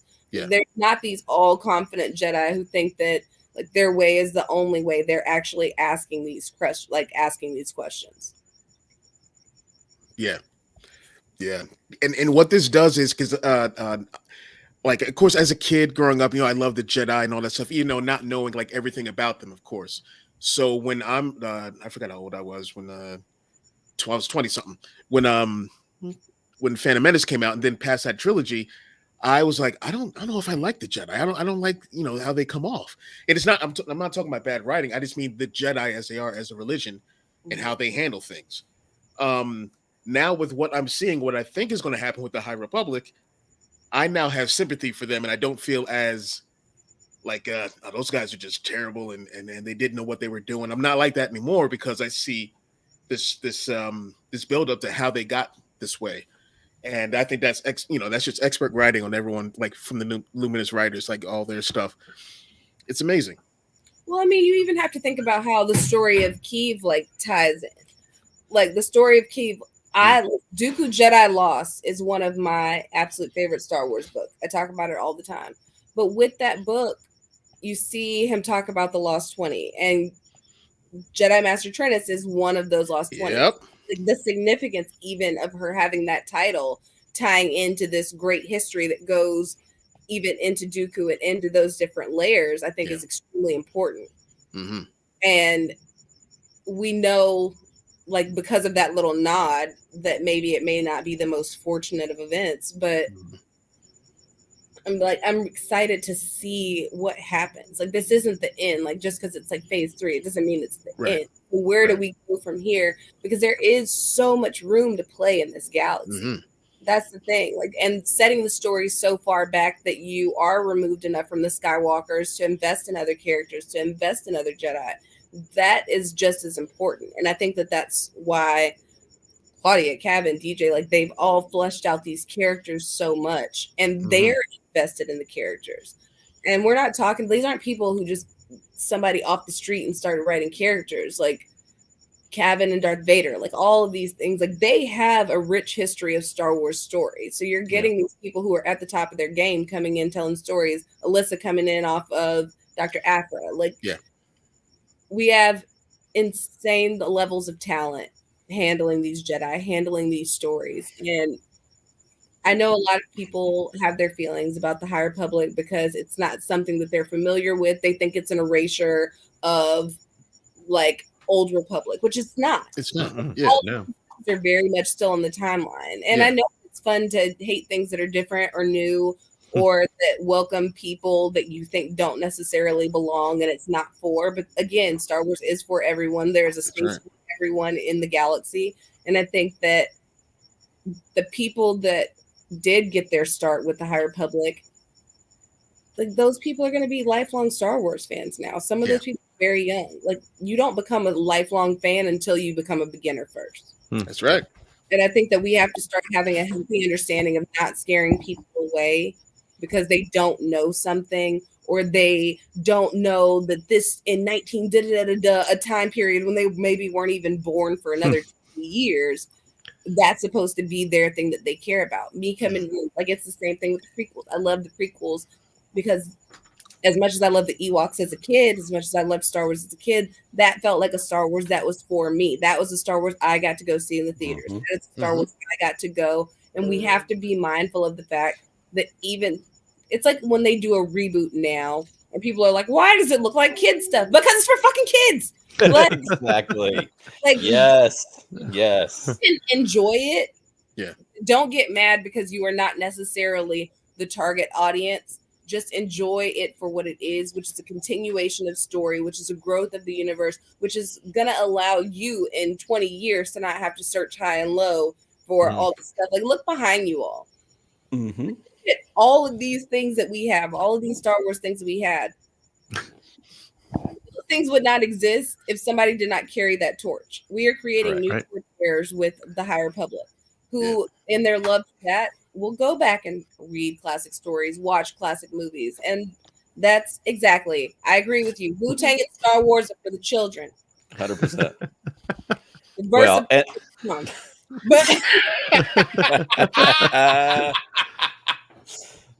yeah, it's and I love what you said about just because it's not for you doesn't mean that it doesn't hold value to like today is my birthday. I'm 45 years old. Star Wars Rebels was not for me, but when I relaxed my expectations, when I went into it, when I watched it, like it's literally one of my favorite Star Wars things that's ever been created. I love Rebels in a way that doesn't make sense for a person of my age, demographic, whatever it is that you compare it to, because it's such a good lore story and it connects with the parts of Star Wars that I love. And it doesn't matter. Like Resistance isn't my jam, but that's fine. It doesn't matter. I haven't gotten to High Republic yet, like Pete. I'm going to get there. It's going to take time. I'm going to do my thing. But that's the beauty of this huge, huge galaxy and this huge, huge thing that we have gotten to have since 1977. There is a window or door for everyone. And as long as we don't shit on each other because you don't like the thing I like, guess what? We all get to hang out and we get to share the love and we get to enjoy Star Wars. Like that's it. I think it's important to remember that when some of these things are geared towards children, we're easily dismissive of a children's story, even though, like, look at Puss in Boots. This is one of the best movies I've seen last year. I love that movie. Dismissive of children, that we are dismissive of things that may be geared at children because we don't necessarily see children as people. We see them as these possessions and things like that. But they become lovers of things. You remember watching things as a child that are still some things that you now as an adult spend your money on. Star Wars. Like these loves that we have begin as our childhood interest. And so by dismissing something that is creating a lifelong fan, by being derisive about Young Jedi, like any of those things, if you don't want to do it, don't do the thing. You don't have to. You do not have to. Nobody's forcing you to be here. Right. But you can be respectful of the thing that other people care about, because like I don't care if you like never watch an episode of The High Republic, but please do, because but yeah, also Eric, I know you are asking a genuine question, genuinely meant to diss and be dismissive of Geode. Yeah, come on, Eric. It's the most expressive Star Wars character ever. Now you've done it, Eric. Forever. There it is. Forever. Geode. Eric asked if Geode will become the moon. Boy, look at that Ventian, not a rock. Look at that Ventian. Bro, I hope Phase 3 brings Geode coming out, and for everybody that called that man a rock, they're gonna be like, you know what? My bad. Believe in Geode when nobody else did. You know who else I believed in? My boy. There he is. Very. And you know what he did? Survived. Yeah. Yeah. He's safe. Christina, we're having so much fun. We want to take a quick break. We want to honor your time. We would love for you to continue hanging out with us if you have the time and want to hang out with us. If not, we're glad to let you go. The ball is totally in your court. I have to get ready for my kiddo's soccer game in the morning and go 100%. and do bedtime. But I adore you. Nick, happy birthday. Thank you. Thank you so much, sweet friend. Yeah, I love you all so much. And so good to see you. With you. And I miss you. So absolutely. So good to see you, and we will see you again soon. So glad you're back. See you soon. And we are going to take a quick break. And when we come back, we're going to keep this party going. You know, maybe we'll open up the phone line so you too can give a quick happy callers. birthday. We want to hear from y'all. We're going to do the 2-minute thing now, because otherwise we'll be here. I see what you did there, Nick. We're going to get some Zillow Beast questions, I'm sure, but we're Zillow going Beast questions. Gimme. We will take a quick break. We're going to check that bingo board, and we'll be back in just a minute with more Force Connect. Easy, Tauntaun. What is it? Wampa! Wampa! New Tauntaun, Wampa, and action figures, each sold separately. Han Solo! Help! Oh no! It's got Luke! Wampa! Watch it, Tauntaun! Gotcha! New Tauntaun comes with an open belly rescue feature. You'll be okay, Luke, as soon as I chase away that thing. Wampa! Wampa! New Tauntaun and Hoth Wampa and other action figures, each sold separately from Kenner's Star Wars, The Empire Strikes Back collection. From Kenner's Star Wars collection, each sold separately. Large-sized Darth Vader with his lightsaber. Princess Leia, champion of the rebel cause. With her defender, Luke Skywalker. You can swing him into action on his grappling hook. And load Chewbacca's laser crossbow. Star Wars large-size action figures. Up to 15 inches tall and ready for action. Large-size Darth Vader, Chewbacca, Luke Skywalker, Princess Leia, each sold separately from Kenner.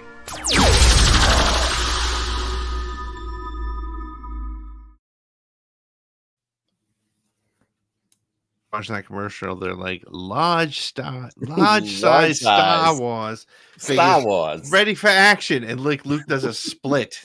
It was like, yeah, it was the 70s, I suppose. He's ready for his audition on a chorus line. Well, and yeah, I mean, it was like the Star Wars holiday special. Speaking of which, join us live on Monday night. How'd you like that little transition? If you're listening to this on the you're just a shill for all the things that we do here on this network.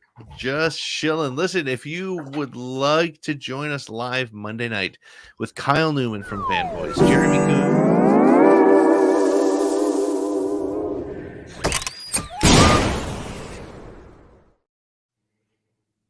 you did it again.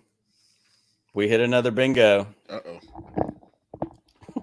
Well, hey, hold on a second. Let's take a quick drink here. Hold on. Yep, we got it. I'm not even pouring shots at this point. I'm just drinking out of the bottle. I like the sound.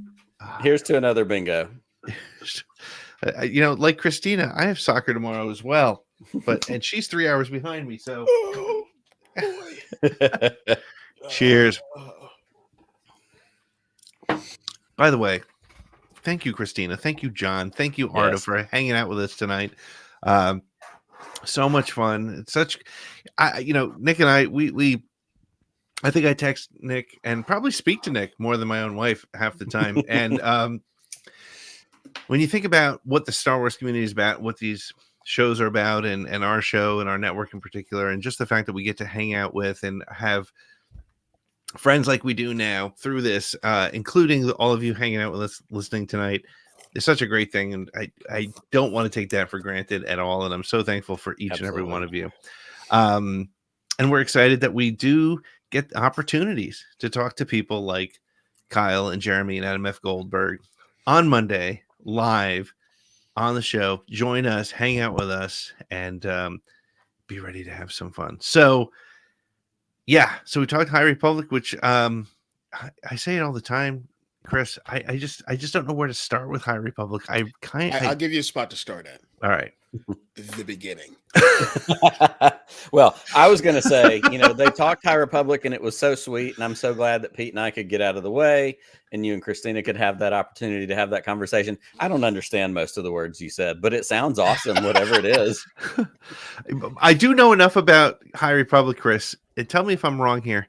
When I saw the clip of the Young Jedi Adventures, the show that I believe, are we allowed to say that we know one of the writers on that? Okay, absolutely. Yes. Greg Iwinski, our friend, wrote on one or two of the episodes. Yep. But I saw the clip, and they're going to Starlight Beacon, and I know enough about. I know enough about High Republic to be like, this is sad. It's not going to end well. And this is one of the reasons why I'm like, I'm so afraid. Like, I know it's Disney Kids, Disney Junior, Disney Junior, yeah. I know that's the case. But when I think of this young Jedi Adventures and it's these little children, younglings in this High Republic era, where you have a person like Kevin Scott writing stuff, and that something horrible is going to happen to someone because Kevin Scott is doing some of the writing in this thing. Also, I just had a name, Claudia Gray, because she also did some horrible things. Crime worthy. But when you have this is a really tough time for the Jedi. It's prequel era, or maybe damn near worse. Time for the Jedi with the Nihil and with the Levelers, with the Drengir, with the Hutts now wanting to team up with the Nihil and what happened with Starlight Beacon. I'm like things are cool now for these kids, but when the shit is the fan, what happens to these kids? I'm looking at all I know that this show is 200 years, 250 years, something like that before the prequel. So they're all dead. But I'm like, but how did they go? Considering everything that's but we honestly, other than the one little human kid, right? We don't know how long those other characters live. They might be which one? Right, because there's the little human kid. I don't know their names. I honestly don't know. Is there one or two human kids on the Young Jedi? Two. Well, one who's a Jedi, then another one who's the pilot of the ship. Yes. Right. Okay. And then there's Nubs. Thank you, Eric. We don't know if Nubs lives to be the Blue Ewok 500. We don't know. Who knows? But I mean, I don't think they're going to reach it.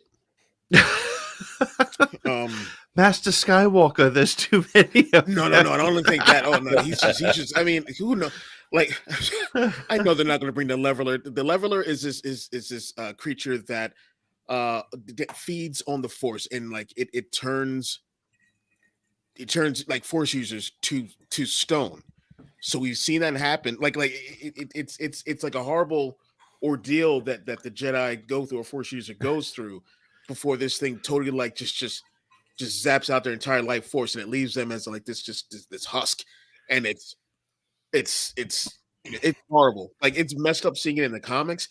It's more messed up when you read the books or listen to the audiobooks of it happening. Oh man. And I'm just, what else gonna happen? I know they're not gonna do bad things, but I'm like, but they could. I was watching something on the Dinosaurs finale the other day. Yeah. That happened. nubs in a pile of like a pool of his own blood at the end of the season. Whoa! There'll be no blood. His little blue fur matted with his own. He's got no blood. He's just gonna be a stone husk. It's gonna be terrible. On that note, we do have some callers. Right? We've got some callers hanging out in the background. Well, why don't we bring in our first one? Greetings, Exalted One.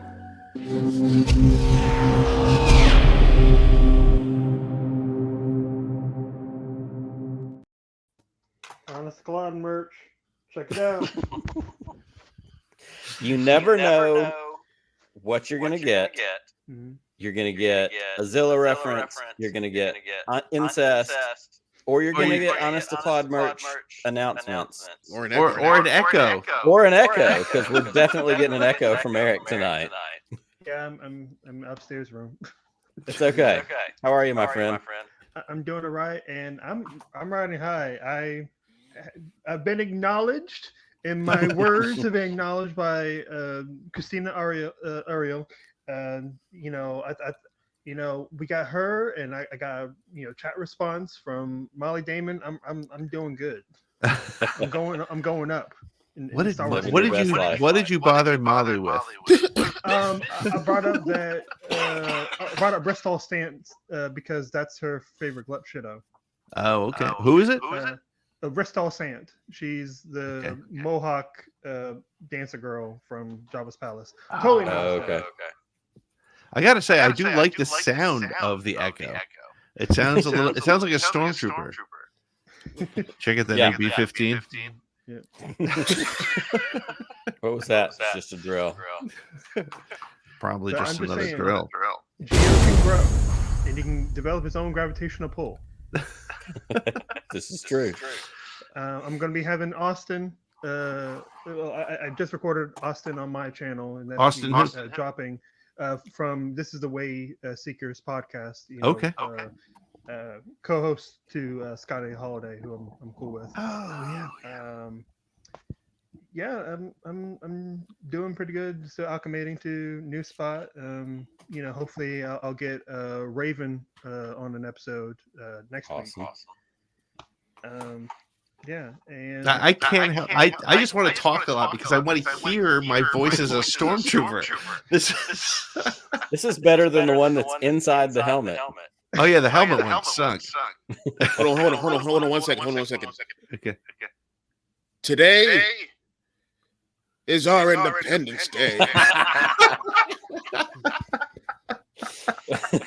And see. Chris Ryons does Lando and Bill Pullman. Stop that ship. Blast him. I could do this all day. I could do it all freaking day. And the Death Star plans are not on the main computer. But in my talk with Austin, when you see it, like I talk about the idea of what if we were to just reboot the original trilogy, because I had a lot of ideas, but I didn't get to say it on the channel because, wasn't right on. But whatever. He's not bitter or anything. I still had fun. I was just real excited. Had all my notes. I was just like, let's get it in. Doesn't happen, but whatever. I'm chill. Okay. And I don't think L337 is the hottest droid. Who? Okay, so who do you think is the hottest droid? Give me that, and then we'll. AL137. Who's that one? Which one? She's a droid in the Resistance. Which one? She has like kind of a one-side poncho. Oh, right. I remember seeing that. I have my book. I pointed this way because I have my book right there with the. I like how you pointed like you think you have that. Oh yeah, no, she's right out here. Hold on. Eric, thank you so much. Happy birthday to. When is your birthday? I dare ask. My birthday already passed. It was September 23rd. It happens every year, Eric. It's coming up again. It's coming back around. What you gonna get me? I think we just got it for you tonight. Recognition in the chat from Christina. Yeah. It's the best we can do for you, Mike. Mhm. All right. With that, Zilla Gang, check out Honest Cloud. Happy to have y'all. And Chris, don't act like you don't remember, me saying why it's spooky month. But just go back. Huh? Just go back to your 4-year celebration video and the joke I made. Oh, okay. I'll take it. Good Lord. all right. With that, with the Stormtrooper voice, I need to say, move along. Move along. Oh man, honestly, I want to figure out how he got that sound. I freaking It's love a that sound. really If I good didn't sound. hear my voice over it, it would have been awesome. Yep, really good. Wow. And I'm sorry we didn't get him in on the reworking this, but we'll do it again. We'll do it again sometime. I'm Hey, sure. can I say a word real quick? You cannot. Why- Yeah, Oh no. I suppose you can. Yes, it is your Can I- birth. We can't Can stop. I say OT? OT, as in original trilogy.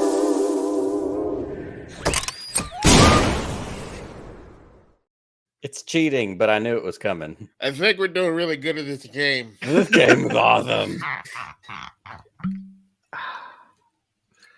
All right, hold on. Let me do it. I just hope the kids aren't too loud at soccer practice tomorrow.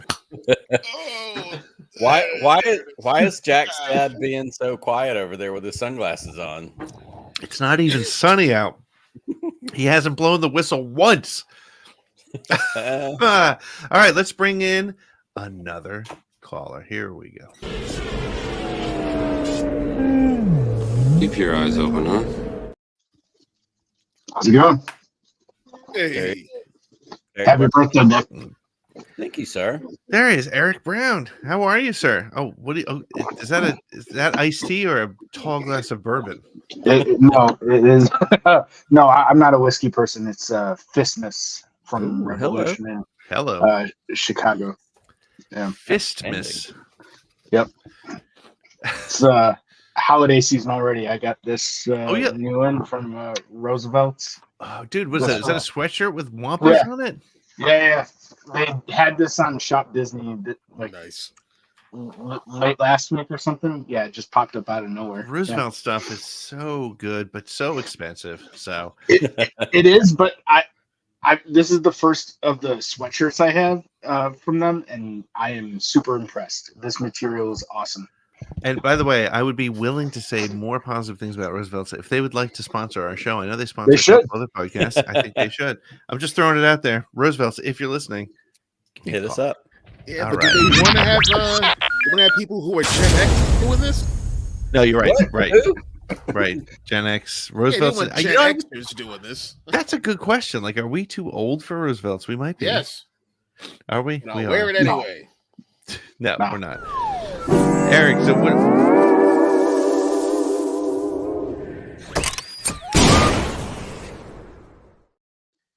Chris is keeping score at home, and he's trying to kill us right now. Was Roosevelt's on that list? No, Gen X was on that list. Okay, Gen damn X completed the row. Here we go. All right, I guess. Oh, geez. I should have done that. Nick's having a fun night. We probably have to The reset shot, the that shot board. glass is just a waste of effort at this point. I'm pausing Nice. Eric's countdown because we've been. So hold on a second. No, it's all good. Eric, what kind of comments would you like to share? First of all, we can talk about Ahsoka now. We can talk about anything you want, actually, at this point. So I guess I'm just curious what you were most surprised with Ahsoka. For me, I'm not sure if you saw in the chat. It's so doesn't matter at the end of the day, but I cannot believe that they did not include Zeb after they spent God knows how much money doing a quick Season cameo in Mando season 3. Yeah. Makes no sense. So I have a theory on that. I have a theory that Zeb is very expensive to create. Yes. No doubt. I think they put him in the Mandalorian so they could say POC he's or still something. around. He ain't dead, but he's busy with Carson Teva. Yeah, he's sure. busy hanging with Okay. angry Appa there. So But just to show us like where he is, so we know why he wouldn't be in Ahsoka, or at least this first season of Ahsoka. Mhm. correct. But yeah, It I makes was sense. I've been disappointed drinking too. a lot tonight. I was disappointed we didn't see him, but also, and frankly, I'm not sure where he would have fit. I think it was really cool to, it would have been cool to see the full gang together, but we never really saw them all together, which is kind of, that's probably my biggest disappointment, if you can call it one. Maybe the end on it wasn't home one, was it? When I think it might have been. I think it might have been as well. Yeah. It would have been a bit too ham-fisted to just have Zeb at the end be like, I happen to be here. Like, I haven't been here all along. And I think the most likely spot, and I think the most cost-effective way, is if he had been one of the other X-Wings when Carson shows up, and that whole thing before the ring jumps, and those are the two that survive. Like, you could have just gotten a head-up shot, all CGI, all whatever. But we know that's still expensive, even at that rate. I would have loved if he loved. showed up in the first episode on the celebration on Lothal. Yeah. I would have loved Zeb to be standing there when Ezra gets off the shuttle and he's like, "Stormtrooper," and punches him in the head. Not again. Yeah. There's plenty of times in Rebels when he accidentally punches out Kanan or Ezra wearing a helmet. Yeah. Oh man. Yeah. So what were your overall thoughts, Eric, on Ahsoka, other than I loved it's it. a valid point. Yeah. I loved it. I mean, I'm not necessarily sure it was as focused on Ahsoka, right, as I thought. Yeah, like John Tigg was saying. Yep. That's a very valid point. But it's more Star Wars is good Star Wars as far as I'm concerned. I would have loved it if we would have had whatever season 2 would be just right after, or know it's coming. Just the leaving things where we left them just felt like, oh God. And with Ray Stevenson's passing, that just made things even more upsetting. It absolutely did. Yep, for sure. It really, he was so good in that role. And it's funny, and I hate to say it this way, and this will sound really strange and probably won't be interpreted well, but to have, there's a lot of Star Wars actors that, God, the only way to put this is going to sound obnoxious, that are replaceable, right? I mean, I think Pelimoto, and yes, Amy Sedaris does an awesome job, but you could live without Pelimoto, or you could replace her. But Baylan Skoll was one of my favorite Star Wars characters, not just because I feel like finally I have somebody I can cosplay, but I feel like he was so interesting and so good, and so much of that came from Ray Stevenson, and it was it's always heartbreaking to hear about, an actor's death, and before we even saw him, so we were making some assumptions, and man, it made every scene that he had that much more important, because we just knew where he was going, what he was doing. So it was just, that was awful. And Shin Hati as a character was someone I want, Chris, I'm going to say it, I want a comic book about her life on Peridia. You want a comic book about that?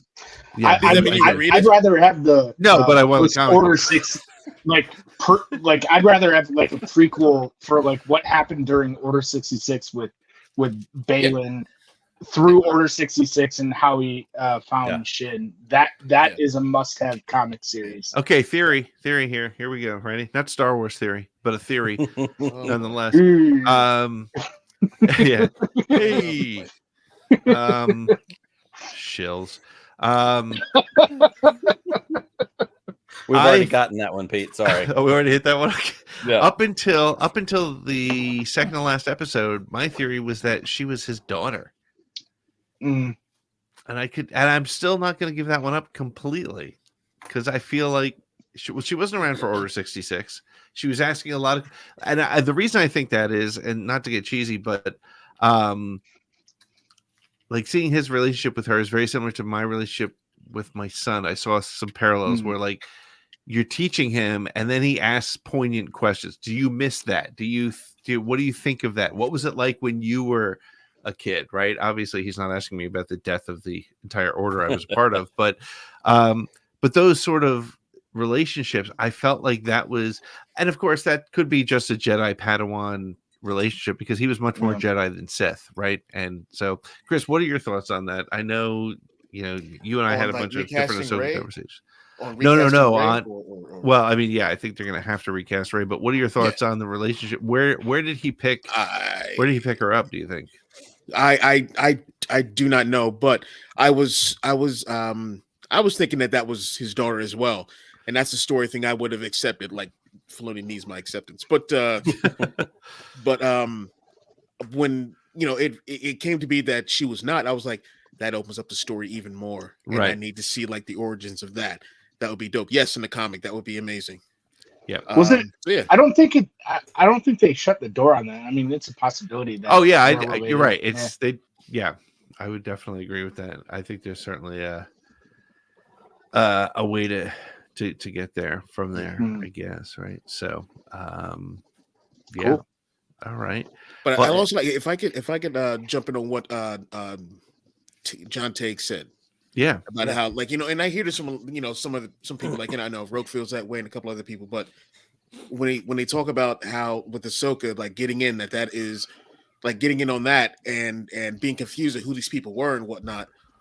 I understand that confusion and whatnot because you've seen other things from Star Wars, but you got to look at it as if you're watching it for the first time. Yeah, like watching Star Wars, any kind of Star Wars thing for the first time. So you can watch this for what it is.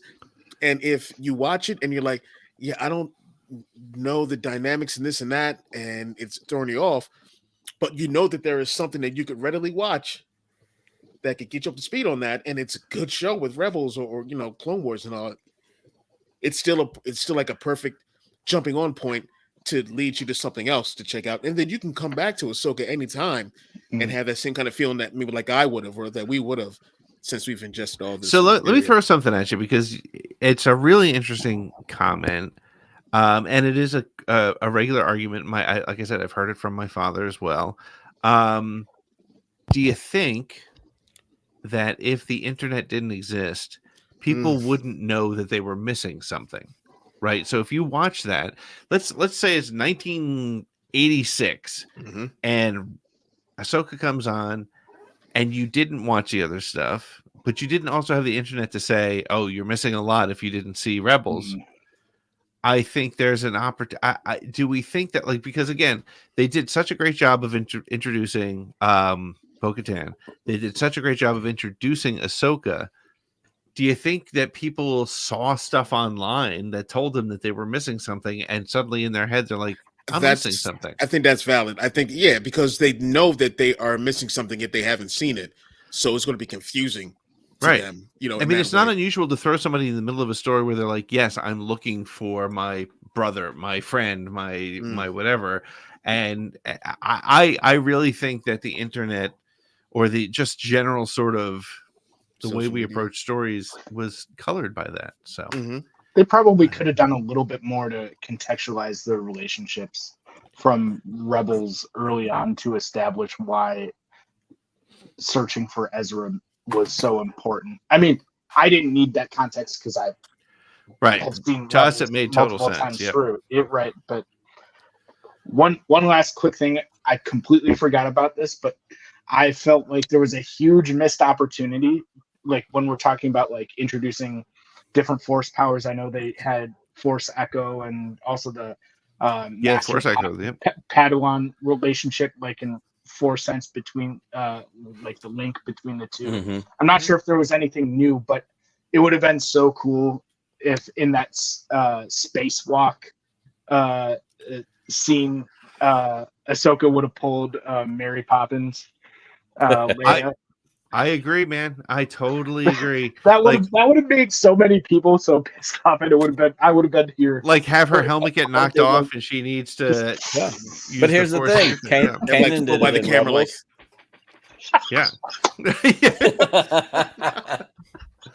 Oh man, that would have been great. Amazing. Well, Eric, thank you so much, man, for hanging out and being a regular. It's always great to see you, dude. And we will see you hopefully next week. Cheers. Happy birthday, Nick. Cheers. Thank you, sir.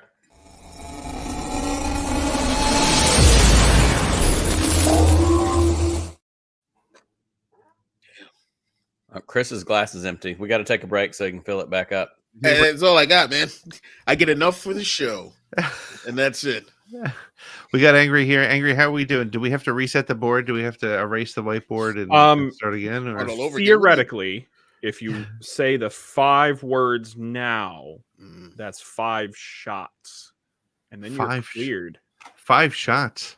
Yeah. You mean we have done 5 shots, or we'll have to do 5 shots? We will have to do. And then the board is completely filled. Oh my god! So we're in a spot that is like the magic point of the board, which. So there are 5 specifics, but if you hit them all, you hit a bingo essentially. A bingo's every bingo. Time. Oh my god! Well, let's think about that while we go to commercial break. We'll be back in just a minute with maybe the last segment ever in Force Connect. We'll be back in just a minute with more hanging out, celebrating the end of the strike, as well as my brother from another mother, his birthday, Nick Mielke. We'll be back in just a minute. It's Star Wars radio-controlled R2-D2. 2 9-volt and 2 C alkaline batteries not included. You can make R2-D2 move, beep, and flash his light by wireless radio control. Hey, let me try. You can make R2 move forward, Look out, Dad! backward, turn, and beep. Hurry, turn, Dad! Radio-controlled R2-D2 from the Star Wars collection by Kenner. Escape pod landing. Where am I? It's the new Star Wars Land of the Jawas that you put together. Action figures sold separately. You can move the action lever and make the Jawa capture R2-D2. R2, are you all right? What are they doing to you? You can raise the elevator and make R2-D2 disappear into the sandcrawler. Hang on, R2. I'm right behind you. Me too. Kenner's new Star Wars Land of the Jawas. Action figures each sold separately.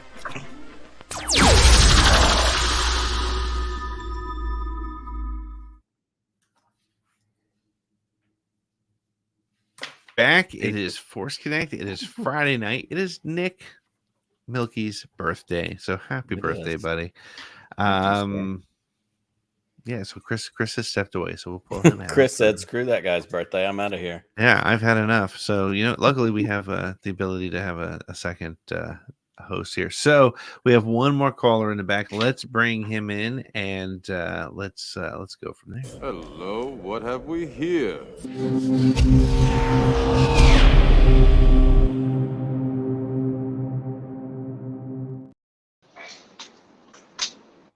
JD, always in the house. What's up, JD? What's going on, fellas? Oh man, good to see you. I remember JD from when we did the original Star Wars Force Connect show. And he always was in a different angle in his room. Exactly. And we got a different look. Weekly. And this week he's moved. This is a good angle too. So all right. So funny story about that TIE fighter back there. That's the First Order TIE fighter from The Last Jedi, Black Series. And it came out, it was like $160. And I'm guessing not the price, but I know it was not cheap. And then there was, after The Last Jedi, like it or not, a lot of that stuff dipped in price. And that I saw it in my local, I think I would say Walmart or Toys R Us. It might have been when Toys R Us was going out of business. It was like $40. And I was like, it's still too much. I didn't fucking buy one. And every time I see one, I'm like, I should have bought it. So $40. So I'll one up you on that. My version of that was the Power Wheels Luke Landspeeder. Because at my Toys R Us here, when they started out at $350 and then Toys R Us was going out of business, it got to $99. And I played that game. I was like, I would buy. And I checked the weight rating. It's rated for like 150 pounds. I'm not 150 pounds. But I was like, if it gets anything below $99, like I'll buy it. And that was the gamble I shouldn't have made, because then like they closed, went away, and I missed my chance. And as we saw it this week in the Aman Esfati behind the scenes footage of what's her name, lighting a cigarette, riding that Hot Wheels or that Power Wheels, like such a good shot, such a good whatever. But my version of that was missing out on getting one of those just to like take up space in my garage because I couldn't ride it. But it's freaking badass because it's Power Wheels. You're gonna kick yourself in 20 years when you have grandchildren and you wish you had... they could ride it. And my version of that when I was a kid is I had a friend or a cousin who had the Knight Rider Power Wheels. They had the red light that went back and forth, and it had the steering wheel that didn't go all the way around. It was just like, I hated that I didn't have that. So I've just failed all the way around. Fail. JD, how's it going, man? What's in front of you, JD? I gotta ask, is it looks like it's is it I actually have my iPad sitting on top of the vintage collection Boba Fett throne room, which I have not, which is going to go right there on that shelf with Jabba the Hutt. So I just haven't broken it out of the box yet, and I just set my iPad on top of it because I just got my entire book collection put in my room. It's on the other side behind it that you can't see. And I'm still shuffling a few things. So as soon as I can get it put out, it looks I will. Fantastic. Yeah. Thank you. And for the record, I bought it for $40. Yep. Damn it. So I will. But I missed out on the land speeder too. So.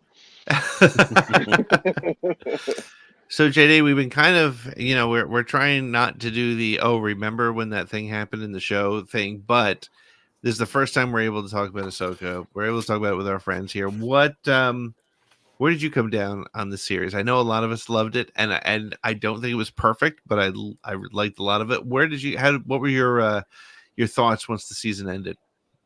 Well, first off, happy birthday, Nick. Thank you, my friend. And what's up, Chris? What's up, brother?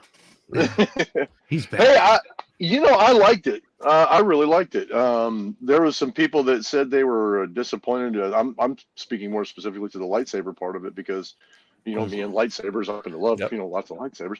But people were talking about they missed the prequel combat stuff of lightsaber fighting, and I appreciated what they did with this one. I thought it was much more. Well done, if I may. Yeah. And so I enjoyed it a lot. I thought the series was great. I've seen a few of those, those YouTube channels that shall not be named that talk about the, like the ratings and whatnot and how it wasn't as good as some. But I think a lot of that has to do with what you guys were talking about with Rebels. I really do think that they, by not seeing Rebels, you wouldn't be as invested in the characters and didn't care as much about what they were going through. And I think that kind of hurt it a little bit. I really do, because I just think that there's a lot was missed because of that. They didn't understand why they were there, why he was missing, and the history between Sabine and Ahsoka and so on and so on. So and then not understanding who Jason was and not understanding why Hera was the way she was or whatever. I think there's a lot of stuff that was missed. So. But other than that, I thought it was a great series. I thought it was great. Yeah. Well, it was. You hit on a good point. Like, the fandom cannot be relied on necessarily for like solid critical analysis, because there's a lot of emotion in it. There's a lot of everybody buying into the things that they want to be a part of, and whether it comes from new canon, whether it comes from Legends, wherever it is. Somebody's got a buy-in and a feeling and something that they are trying very.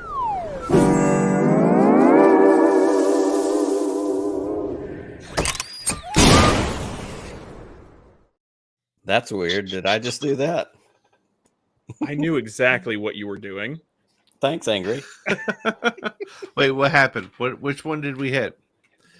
Well, a whole nother row. Legends and fandom. Yeah. Legends and fandom. Second row from the right, vertically. Is that two? No. That was just one. That's just one. However, one row. There is a sweet spot. The 3 words needed get you a There's big not enough each. There's not enough rum. What are you drinking, JD? It is Cane Rock Jamaican rum. Oh, nice. Are you mixing it, or are you just drinking it straight up?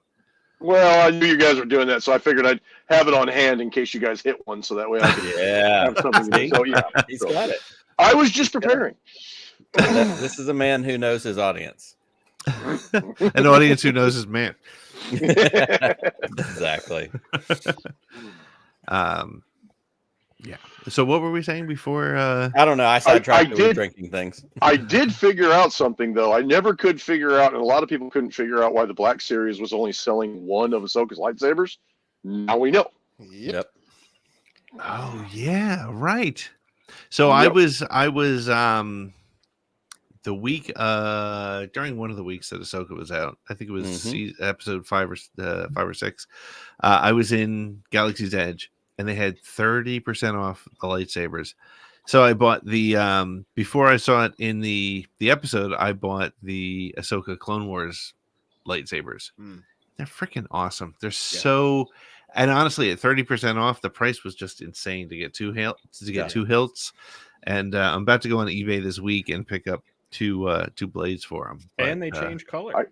They do. I already had the original set that they sold, and I have the ones that are the harder to find, the one with the gold trim.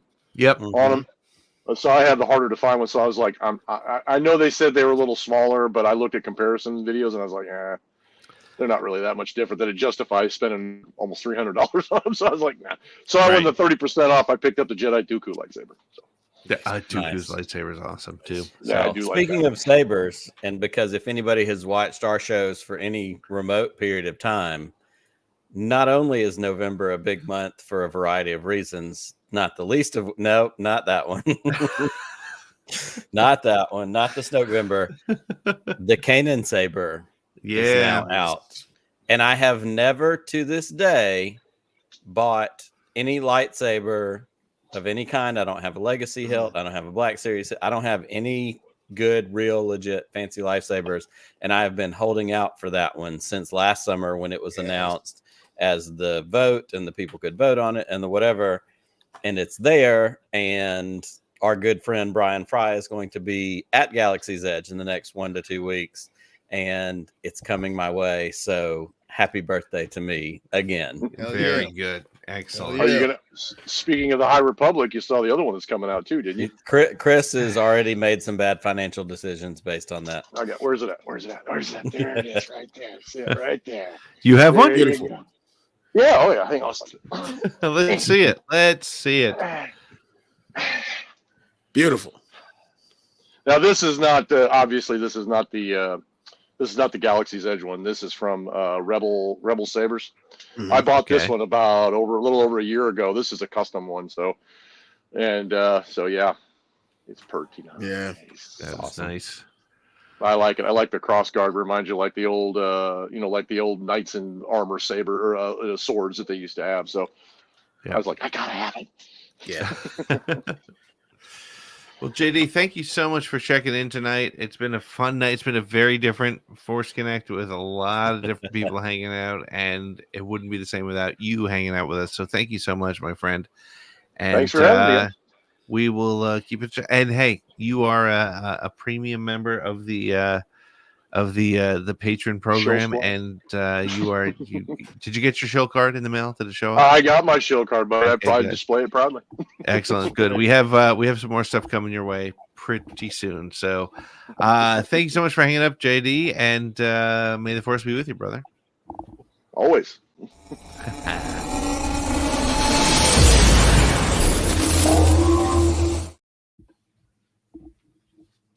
Right. Well, we're coming down the home stretch here. This has been a long show, but it's not every day that one of our hosts turns 45. In fact, it will probably never happen again. Chris, I'll say it's not happening again. For 45. But with that, Chris, what's going on Bro Axiom this week? All right, so we've got new Shooting the Poodoo coming out on Sunday night. I know they're going to be talking about the Loki finale and everything like that. This Monday and Tuesday, we'll have the next quick shots out for the comics coming out next week, which is Dr. Aphra number 38, Dark Droids number 4, and I'll be doing Star Wars Visions from Peach Momoko. So it's going to be another one of those comics where I think it's going to be another one of those red, white, and black comics. Oh, cool. And there's no dialogue in it, and she does an amazing job with that. So where there's no dialogue, but it's so expressive. So I cannot wait to read that and do a preview for that. Star Bros have new episodes coming out, and Dan and Roke have BX Gaming on Wednesday night, and I think they're still playing Last of Us. So excellent. I'm still playing Starfield, and I need to probably get out of my house a little bit more. It's okay. I'm still playing Fortnite because I'm 45 years old, and why not? Nick, it's the new Golden. I keep saying it's the new GoldenEye because I grew up in an era where we play GoldenEye all the time. It's not. It's not as good as GoldenEye, but here's the thing. As an old person, I played the zero build mode because I don't know how that crap works. I'm not building shit and walls and whatever. But all I have to do is run around and shoot people, and it's very relaxing, especially late at night when everybody else in my house is in bed, and I can just sit on the couch and just run around and shoot kids and whoever's like 25 years younger than me. Not kids, you know what I mean. In the game. Yeah, it is phrasing. I blew that. I totally ruined it. But oh man, that's going to be clipped by somebody. Yeah, I'm dead. I'm ruined already. Red eyes. It's your birthday. It's okay. It's all right. You're allowed to. But so all right, I've talked about it. First of all, I want to once again say, go buy this shirt. This is my favorite. By the way, patrons, if you like this, there's stickers coming. I just ordered them like right before I came on the show here tonight. So this is it's rare that I create a shirt that I'm so happy with, but this is one of the few. I'm gonna buy probably a sweatshirt, a t-shirt, and a glass, and just wear them around and have all people at the same time. Yeah, people come around like, hey, yeah, Star Wars is woke. I'm like, no, I woke up and watched Star Wars, you dumbass. Yeah, read it, dummy. So reading is fundamental. So, Nick, what's coming up for us? Well, around first and foremost, I know you've got a graphic for it, so I'd love for you to put that back up there again. Monday night, yes, a disturbance in the Force. How the Star Wars Holiday Special happened. Kyle Newman, friend of the show, has been on with us multiple times. Fanboys 1UP. Jeremy Kuhn, who was a part of Napoleon Dynamite. Also, if any of you have ever watched the Raiders documentary about the kids who recreated Raiders of the Lost Ark, like shot for shot, like Jeremy Kuhn was involved with that documentary. Adam F. Goldberg, the Goldbergs, Muppet Mayhem. They have created this documentary, A Disturbance in the Force, about how the Star Wars Holiday Special happened. I've seen it twice now. I'm probably going to watch it a third time before Monday. It's so good. It talks about variety shows in the 70s. Yeah, we'll make sure you get it. It talks about all the weird stuff that happened for this thing to get made. And it's dropping this month. Like, there's a bunch of Alamo Drafthouse shows that are coming up. You can go to their website. You can see screenings. If you live in the New York area, several other places where you have Alamo Drafthouse, look it up. Go check it out. There's going to be more announcements on Life Day, which is November 17th, about wider distribution, when things are going to come out. But we're really excited for those three guys to sit down with us Monday night for an Around the Galaxy. Normally we do Around the Galaxy for patrons only, but we're opening this one up to everybody because it's a big deal. It's a lot of fun, and we want them to get as much exposure for this documentary as they can. So that's coming up Monday night. Also coming up, if not this week, next week, Arda Ocal jumped in with us earlier tonight. ESPN Sports Center host, NHL hockey stuff, video games. Such a great guy. Automatically feels like one of us, a part of the crew. And that Around the Galaxy interview that we recorded this past Monday night will be dropping in the podcast feed coming up very, very soon. So we're excited for those two things, but honestly, because the strike has ended, we're really excited to get our Around the Galaxy schedule back up and running, being able to have folks on, do some more interviews, all that good stuff.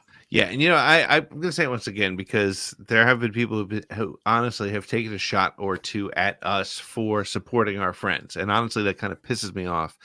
We, over the 118 days of the strike, and plus more if you count the WGA strike, which you should, because we took as much,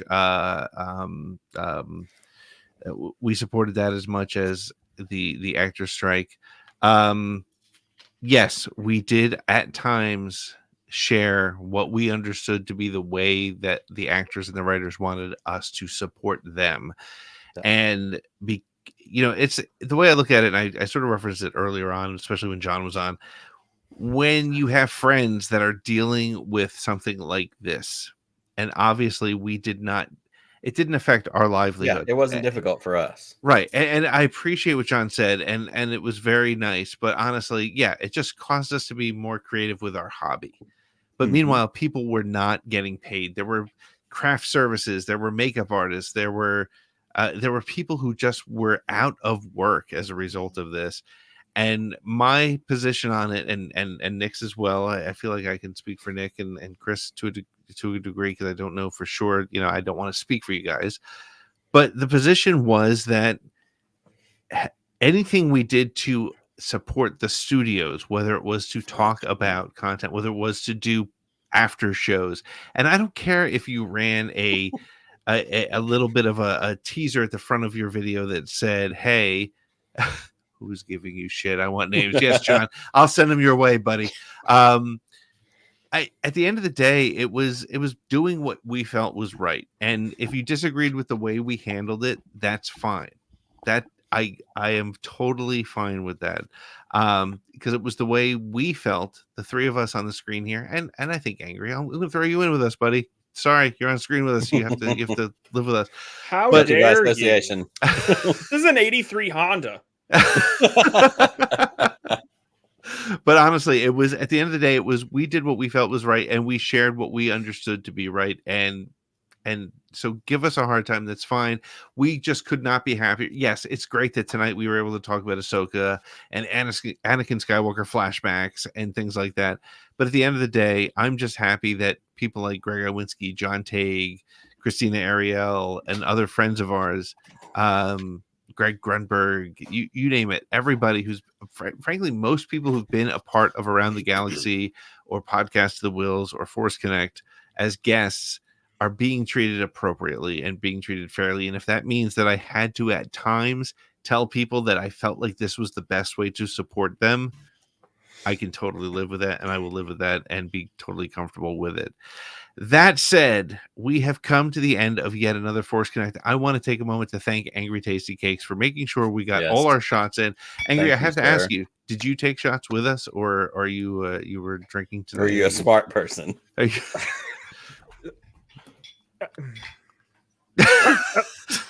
Smart is not totally so. I'm not as think as you drunk I am. Oh man. Well, hey everybody, we had a great time tonight. Happy birthday, Nick. I said it on Twitter this morning, and it's true. It's very strange, and it's very 2020, 2023, 2022 to create a friendship with somebody who you only talk to through text, online, only have met once or twice. But hey, Podathon is coming. Yes, it as is. a result of and the I'm strike coming to Jersey, ending. baby. Correct. Podathon will be live in New Jersey with me and Nick, and the date and the info is coming very soon. I have a call into my friend at Lucasfilm, and we're going to confirm that date. And as soon as she says, "Yep, that sounds good," we are going to go into high gear. I think Podathon 2024 is going to be bigger than ever before. And I couldn't be more excited. But so happy birthday, Nick. Happy Star Wars to everybody else. Chris, may the Force be with you. Always. Just one more round, friend, then homeward bound, friend. Don't forget me in your dreams. Just one more song, friend, and then so long, friend. The nights get shorter, it seems. Just one more rhyme, friend. Yes, it's a crime, friend. But you know time, friend. Time can fly. So it's good night, friend. Good night, but not goodbye.